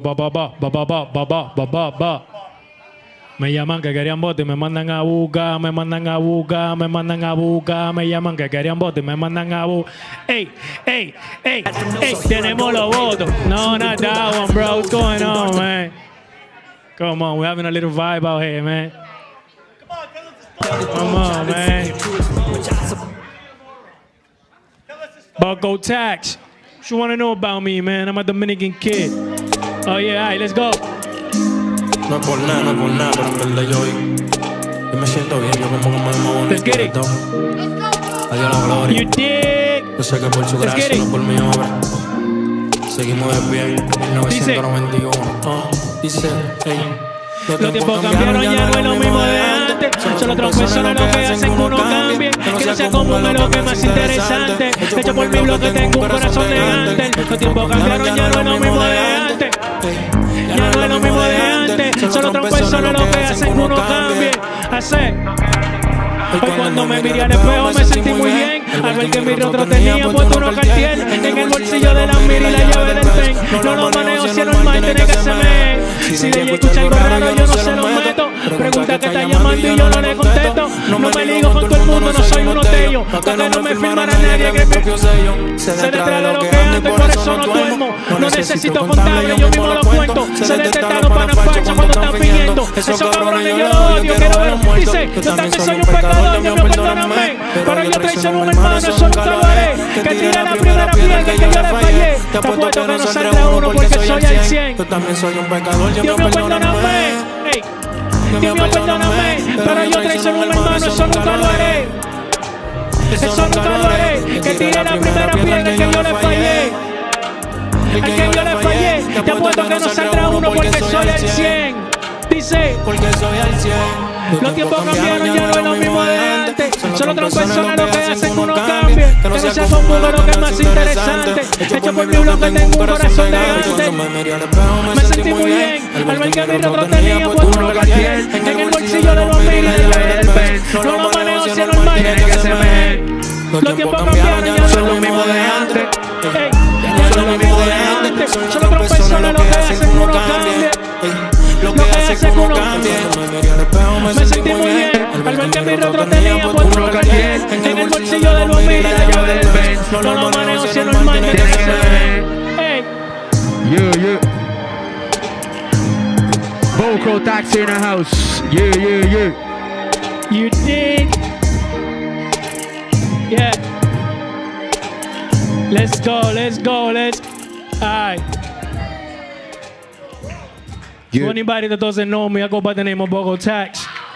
My music is available on all platforms, so y'all can go ahead and listen to it. And I will appreciate it. Let's get it. This one go para que la pase bien. If you want to have a good time, just give me a call. And it happen. You dig? Tírame para que la pase bien. Tírame para que la pase bien. Sí, sí. Tírame para que la pase bien. Que tú sabes que conmigo eso es normal. Que el tito y baby lo quiero gastar. Si tú quieres no te... Porque si tú quieres dale trae a tu friend, que ella también se le da de lo que tengo para ti. Tengo lo que desea, perfecto material. Un polvo de hecho rico, difícil de olvidar. Conmigo todo se le da natural. Cuando quiera bella que se lo te dice. Tírame el teléfono, no pierdas más tiempo, no hemos terminado lo que en aquella noche comenzó. Seguimos deseándonos. El infierno por dentro como el infierno. Tú y yo tenemos algo pendiente. La vida nunca miente, lo nuestro y es evidente. Yo le dije aquella noche no te saco de mi mente. Ya deja de hacer paquete y fréname para resolverte. Combinamos perfecto como pistola y bala. Pero necesito un efecto cuando no hay vale. O sea que de nada vale que tengamos tanta gana y que cuando yo a ti te tire. Dice, tírame para que la pase bien. Que tú sabes que conmigo eso es normal. Si tú quieres que el tito y baby lo quiero gastar. Si tú quieres no te... Porque encima de mí, si tú quieres dale trae a tu friend. Yo también se le da de lo que tengo para ti. Tengo la placa. Ese culo tuyo en la calle es una amenaza. Me gusta darte cuando tú te arrebatas. Porque te pone bien perra demasiado bellaca. Tenemos algo pendiente. Lo nuestro ya es evidente. Yo de día que aquella noche no te saco de mi mente. Ya deja de hacer paquete y fréname para resolverte. Tengo lo que desea, perfecto material. Un polvo de hecho rico, difícil de olvidar. Conmigo todo se le da natural. Cuando quiera bella que él se lo tiene que llamar. Tírame para que la pase bien. Tú sabes que conmigo eso es normal. Algo encima una paca de 100. Que el tito y baby lo quiero agarrar. Tú dime que lo que quieres hacer. Porque encima de mí ya te quiero sentir. Si tú quieres darle trae a tu friend, que ella también se le da de lo que tengo para ti. Hey, soy yo, Vocal Tax. The only black egg nigga. El imperio, you dig? Let's go. Indica, bebé. Nos fuimos, nos vamos. Hey, esa echa la feria y soy yo. I feel like I'm in Brooklyn right now. Let's get it. Dice Dembow, go wiki. Wiki. Let's dance. Hoy yo estoy en turbulencia, saqué mi perra. Le puse su carnada bajo una perra a la muela. Yo lo que quiero es pescar y ando en esa diligencia. Vámonos para el callejón. Dice, wiki. Ey, wiki. Dice, vámonos para el callejón.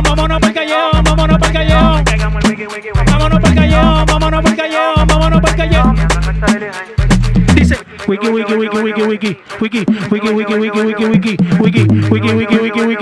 wiki. Ey, estoy en alta, puesto que choque el loco. Ya conoces mi sistema de tono y no me enamoro. Tú no me reglamento, sé que quieres par de pesos. Pásala del popular que soy yo. Seguro se ve bonito. Se me voy cuando regrese, seguro están en el piso. piquito. Si yo te está doliendo, te lo voy a meter pasito.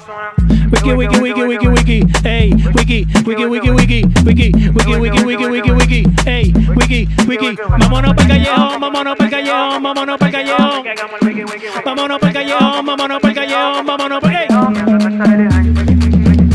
wiki, wiki, wiki, wiki, ey, wiki, wiki, wiki, wiki, wiki, ey, wiki, wiki, wiki, wiki, wiki, ey, wiki, wiki, wiki, wiki. El bloque está prendido, los menores tanto trucho, yo veo un par de culo y no me de computo, hay que cambiar la droga, vámonos pa'l punto, pa' que no se la nota, que después me pongo bruto. Ella la veo bellaca, del todo se la saca, la hierba pa' que prenda, los menores están en alta, y le meten la teta. Con su chileno, y si dejan que se me baje a cualquiera le doy problema. Y dice, wiki, wiki, wiki, wiki, wiki, ey, wiki, wiki, wiki, wiki, wiki, ey, wiki, wiki, wiki, wiki, wiki, ey, wiki, wiki, vámonos pa'l callejón, vámonos pa'l callejón, vámonos pa'l callejón, vámonos pa'l callejón, vámonos pa'l callejón, vámonos pa'l callejón. Wiki, wiki, wiki, wiki, wiki, ey, wiki, wiki, wiki, wiki, wiki, ey, wiki, wiki, wiki, wiki, wiki, ey, wiki, wiki, wiki, wiki, ey. It's your boy Bogotá, motherfucker. Son Alianza el Imperio. 1514 la ganga. El ensanche la feria y soy yo que lo que. Piquito produce. Bendito high class. La mano mágica. Sí que hay. Vámonos pa'l callejón. Vámonos pa'l callejón. Yeah. That has been my part.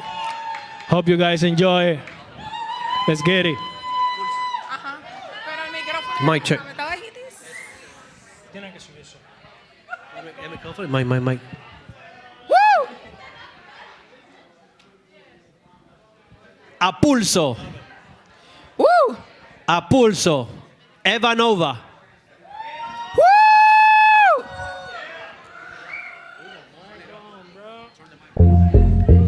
Everybody, put your hands up. Woo!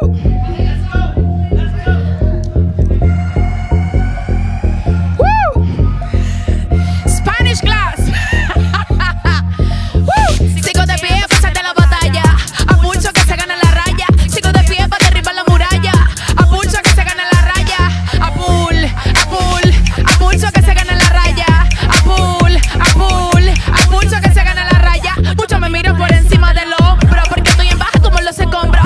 Conozco su cara pero no lo nombro. Algún día me verán con asombro. Siempre ando en la movida, mi parce. Se vale llorar pero no retirarse. Esta que está aquí pronto va a coronarse. Aguante, de odio no vaya a llenarse. A competir pero no de competencia. A cada quien le llega el tiempo, paciencia. Trabajo, constancia, inteligencia. Y tú en el centro, esa es la esencia. A competir pero no de compe.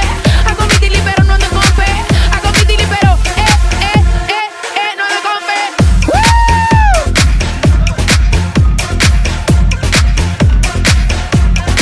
No me compe, hago mi dili, pero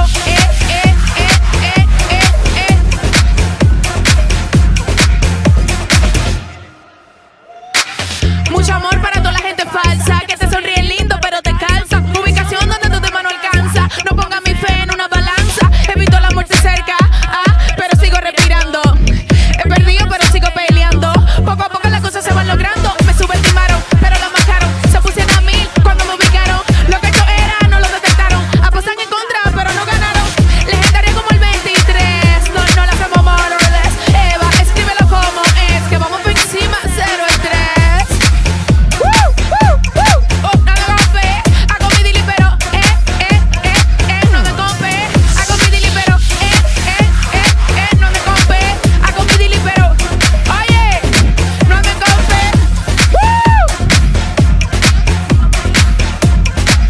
Oye, a pulso que se gana la raya.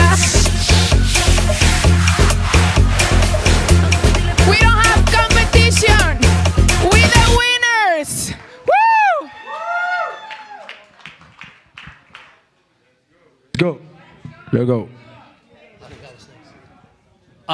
What's next? Is it? Go ahead, just roll it. Whatever it is. I get, sure, 10 toes. Yeah. All right, yeah, sure. Hey, Jesus! Ya. Cozy! Que lo que, que lo que. Jesus! Mira, Hey, yo, oye. DVS, talk to him.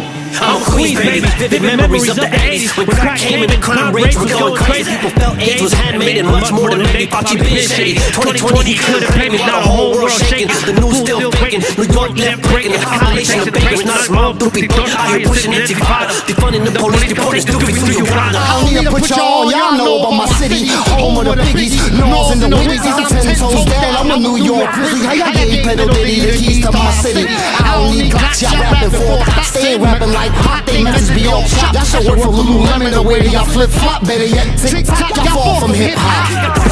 Keep it 10 toes. We cannot allow these fools to mess up our city. Get brought low. And any of them got a problem, I'm the one to come get it. Keep it 10 toes. We cannot allow these fools to mess up our city.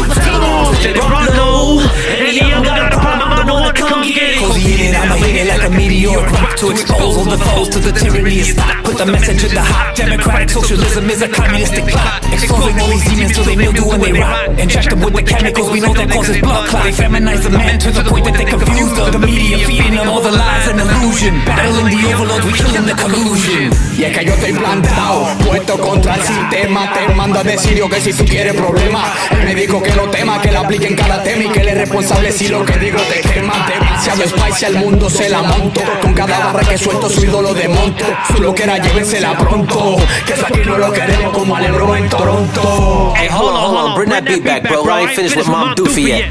Me and who? Cause I promise it's not you gotta make it through. Me and my freedom fighter crew, we do not approve for you to take a right to choose on all your socialistic views. Enemy of the Jews, your daddy wrote a book on the suicide bombing views. Good Muslim, bad Muslims, which we call you. Sympathizing with a mosque, government grocery stores, every angle is a law. But my nigga, keep it cross. Keep it 10 toes. We cannot allow these fools to mess up our city. Till it's brought low. Any of them got a problem, I'm the one to come get it. Till it's brought low. We cannot allow these fools to mess up our city. Till it's brought low. Any of them got a problem, I'm the one to come get it. I'm Anthony Constantino, and I approve this message. Let's go! Yeah. That song that you just heard was released today. That's a brand new song released brand just new today. Song, yes. You can get it on all platforms, iTunes, what's the other one? Spotify. Everywhere. Apple Music, everywhere. And we're filming a music video today for that sucker. So, 10 toes.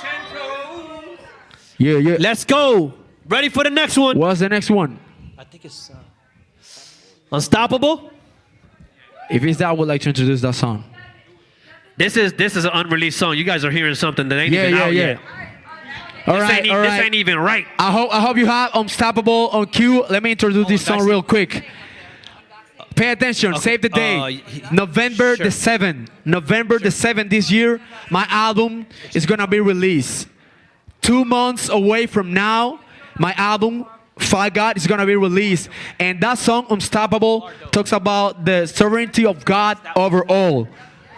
I want you hands up if you believe that you are unstoppable with God. Yeah, let's go. This is a brand new song on release. Yeah. He's unstoppable.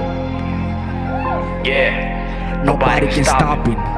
Yeah. The Almighty God. The sovereign God. You sing with me. Unstoppable. I'm the word of God, ain't taking no chances. King of all kings and purpose advances. He's above my circumstances. Unstoppable. And when he's with me, I'm unstoppable too. Just mention his name and I can never hear through it. Consuming fire, King of truth. Unstoppable. I'm the word of God, ain't taking no chances. King of all kings and purpose advances. Even above my circumstances. Unstoppable. And when he's with me, I'm unstoppable too. Just mention his name and I think I can do. Consuming fire, King of truth. Unstoppable. Yo soy imparable y tú lo sabes.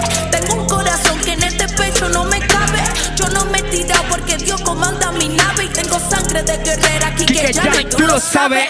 A mí que me va a parar. Dios me puso esta misión. Yo le voy a dar para allá, no importa la condición. Yo sigo planta con fe. Prende tu televisor. Ve la nena de tu barrio que no crece en la mansión. Se va a conocer mi nombre, no importa la prohibición. Ellos serán pasajeros y yo seré tradición. Mejor únete a nosotros de cada contradicción. Que nos vamos coronar haciéndolo por vocación. Demasiado, porque demasiado si trae. Se te va a fundir la masa con todo lo que traje. Quieren que sea como ustedes, yo no creo que encaje. Demasiado level. You sing with me, unstoppable. Unstoppable. I'm the word of God, ain't taking no chances. King of all kings and purpose advances. He is above my circumstances.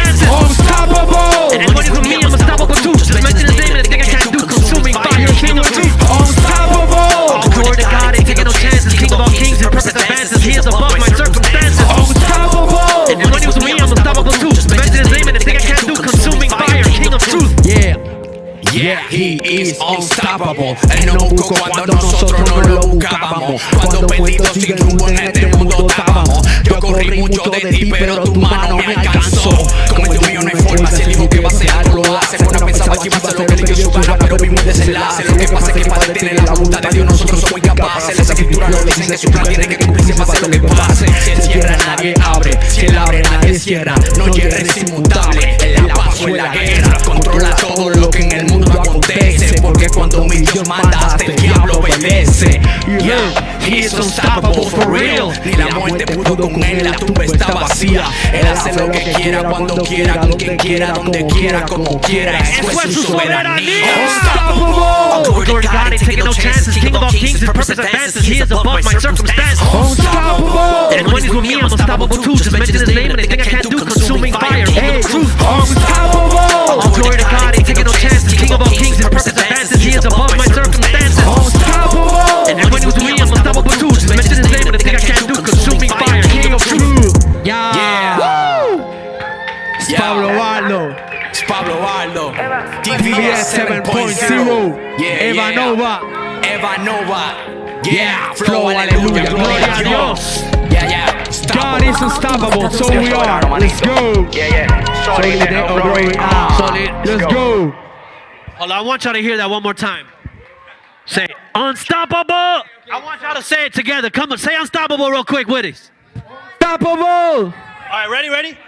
Unstoppable! Glory to God, ain't taking no chances. King of all kings, his purpose advances. He is above my circumstances. Unstoppable! And when he's with me, I'm unstoppable too. Just mention his name and the thing I can't do. Consuming fire, king of truth. Unstoppable! Glory to God, ain't taking no chances. King of all kings, his purpose advances. He is above my circumstances. Unstoppable! And when he's with me, I'm unstoppable too. Just mention his name and the thing I can't do. Consuming fire, king of truth. Unstoppable! Let's go! Let's go! Next up. Give it up for Cozy 19, where one of the Freedom Squad fighter rally anthems that you ever heard in your life is called Unvaccinated.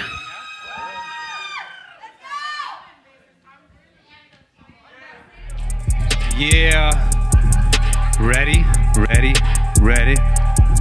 Rip your mask off your face and embrace revolution. When tyranny's a problem, then rebellion's the solution. Public servants ain't serving me, then who the fuck they serving? I already know the answer, I've been over here observing. Follow the money and you'll catch them fucking rats. They lab engineer a common cold from the bats, making humans more susceptible, behaviors unacceptable. Isn't this supposed to be the land of the free? Then why you trying to force them injections into me? Where my freedom fighters at? Raise the truth off this mother, middle fingers in the air, cause we fucking big brother, I'm unvaccinated. I ain't showing you my papers, I'm unvaccinated. I ain't showing you my papers, I'm unvaccinated. I ain't showing you my papers, I ain't showing you my papers, I ain't putting on no mask. So don't you try to tell me, don't you even fucking ask. We know about the reset, we know what's in the shots. They're planning on merging humans with robots. We're gonna intercept their plots of their evil insanity. We're the last stand for the future of humanity. Ain't nowhere to run, ain't nowhere to hide. Stand against these tyrants, help us turn around the tide. Where my freedom fighters at? Raise the truth off this mother, middle fingers in the air, cause we fucking big brother, I'm unvaccinated. I ain't showing you my papers, I'm unvaccinated. I ain't showing you my papers, I'm unvaccinated. I ain't showing you my papers, I ain't showing you my papers, I ain't putting on no mask. So don't you try to tell me, don't you even fucking ask. They deactivated, they done took over their mind, they done cut off all the switches, they done shut off all the lights, go get vaccinated. They went running, got in line, but it ain't even their fault, cause they running around blind, they indoctrinated. From the moment we turn 5, they been programming our brain, Miami, Florida, the truth, give it up for Ito. Take control over your mind. If you listen, I can show you how to read between the lines. And for those who tell the lies, won't be no mercy. I'm unvaccinated. I ain't showing you my papers, I'm unvaccinated. I ain't showing you my papers, I'm unvaccinated. I ain't showing you my papers, I ain't showing you my papers, I ain't putting on no mask. So don't you try to tell tell me, don't you even fucking ask. Fuck a crooked politician on the money making mission, man, and paying all the people run them out of their position. They can mandate what they want, just another pot to piss, and I'm a free man, homie, never needed no permission. Freedom ain't for free, gotta pay for your admission. Put some soldiers in position, gonna arrest some sons of bitches. We got proof beyond Suspicion, but the crimes they committed, and we supposed to trust them. Fuck that, where my freedom fighters at? Raise the truth on this motherfucker bitter. In this fucking big brother, I'm unvaccinated. I'm showing you my papers, I'm unvaccinated. I ain't showing you my papers, I'm unvaccinated. I ain't showing you my papers, I ain't showing you my papers, I ain't putting on no mask. And don't you try and tempt me, bitch, I put one in your ass. I'm unvaccinated. I ain't showing you my papers, I'm unvaccinated. I ain't showing you my papers, I'm unvaccinated. I ain't showing you my papers, I ain't showing you my papers, I ain't putting on no mask. So don't you try to tell me, don't you even fucking ask. Woo!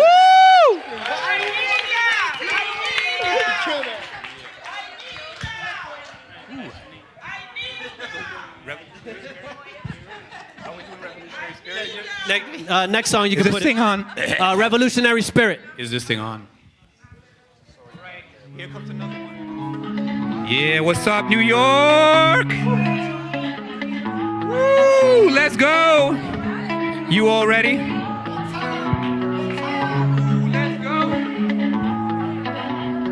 Flow like I'm immortal, in and out of portal. Ignite the light to fight new world order. They wanna dumb you down, don't drink the water. Castrate your son, sterilizing your daughter. Flooding illegals right into the border. Collecting the data like I was a hoarder. Slapping for the fake news reporter. Closing 1-9, removing your blind. Through the left, right paradigm like a psychedelic dose. I'ma open up your mind, come through with the true plant seeds in the you. Telepath, teleporting through a microphone suit. Feel it in the lyrics, spit from the spirit. Vomit a comment and clear it, rewind it and hear it. My path, I steer it. Revolutionary spirit. One time for your mind like this and one time for your mind like that. Wake 'em up, make 'em bounce to that. Bring the truth where the battle at. One time for your mind like this and one time for your mind like that. Wake 'em up, make 'em bounce to that. Bring the truth where the battle at. Beat the drum with wisdom like colorful prism. Preach and teach until you reach the vision. Envision the vision, humanity risen. I'm breaking the bars, escaping the prison, abandoning the system, creating our own. Tracking and tracing your cellular phone. Mind control, thinking, behaving like clone. Guns in the air, we shooting the drone. One time for your mind like this and one time for your mind like that. Wake 'em up, make 'em bounce to that. Bring the truth where the battle at. One time for your mind like this and one time for your mind like that. Wake 'em up, make 'em bounce to that. Bring the truth with the battle at. Sharpen my vocal to open my focal. We worldwide to locals. I feel like a noble. I'm blood like a noble. My crown is a noble. I'm Greek like a city of Constantinople. I feel like a man with nothing to lose. Feel like a woman who fled the abuse. Living on earth in body material blended with stars, cosmic ethereal. One time for your mind like this and one time for your mind like that. Wake 'em up, make 'em bounce to that. Bring the truth where the battle at. One time for your mind like this and one time for your mind like that. Wake 'em up, make 'em bounce to that. Bring the truth where the battle at. One time for your mind like this and one time for your mind like that. Wake 'em up, make 'em bounce to that. Bring the truth where the battle at. One time for your mind like this and one time for your mind like that. Wake 'em up, make 'em bounce to that. Let's go, New York! Push back. That's right, push back. Resist. Resist that tyranny. Resist the communism. Get these commies out of the city. Fuck Mamdani. Fuck Mamdani. He's done. Vote him out. Vote him out. That's it, right? We don't have any more, do we?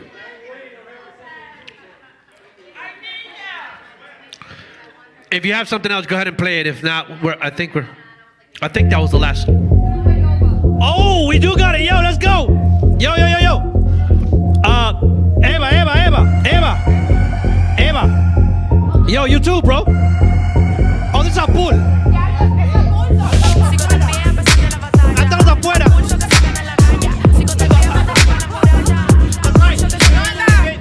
We bought this beat because it sounded like a pool. Yeah. Sounds like. All right, no, that's all. Sounds like, but it's not the same thing. Mira, me puse tu día también. Me puse tu día, pero primero me puse la nivel. I think, did they send it? No, we didn't get all of it. What do you guys have up there? I think that's it. The last one that was just playing just now? Yeah, that was a pulso. So we did that one already. So I think that was it.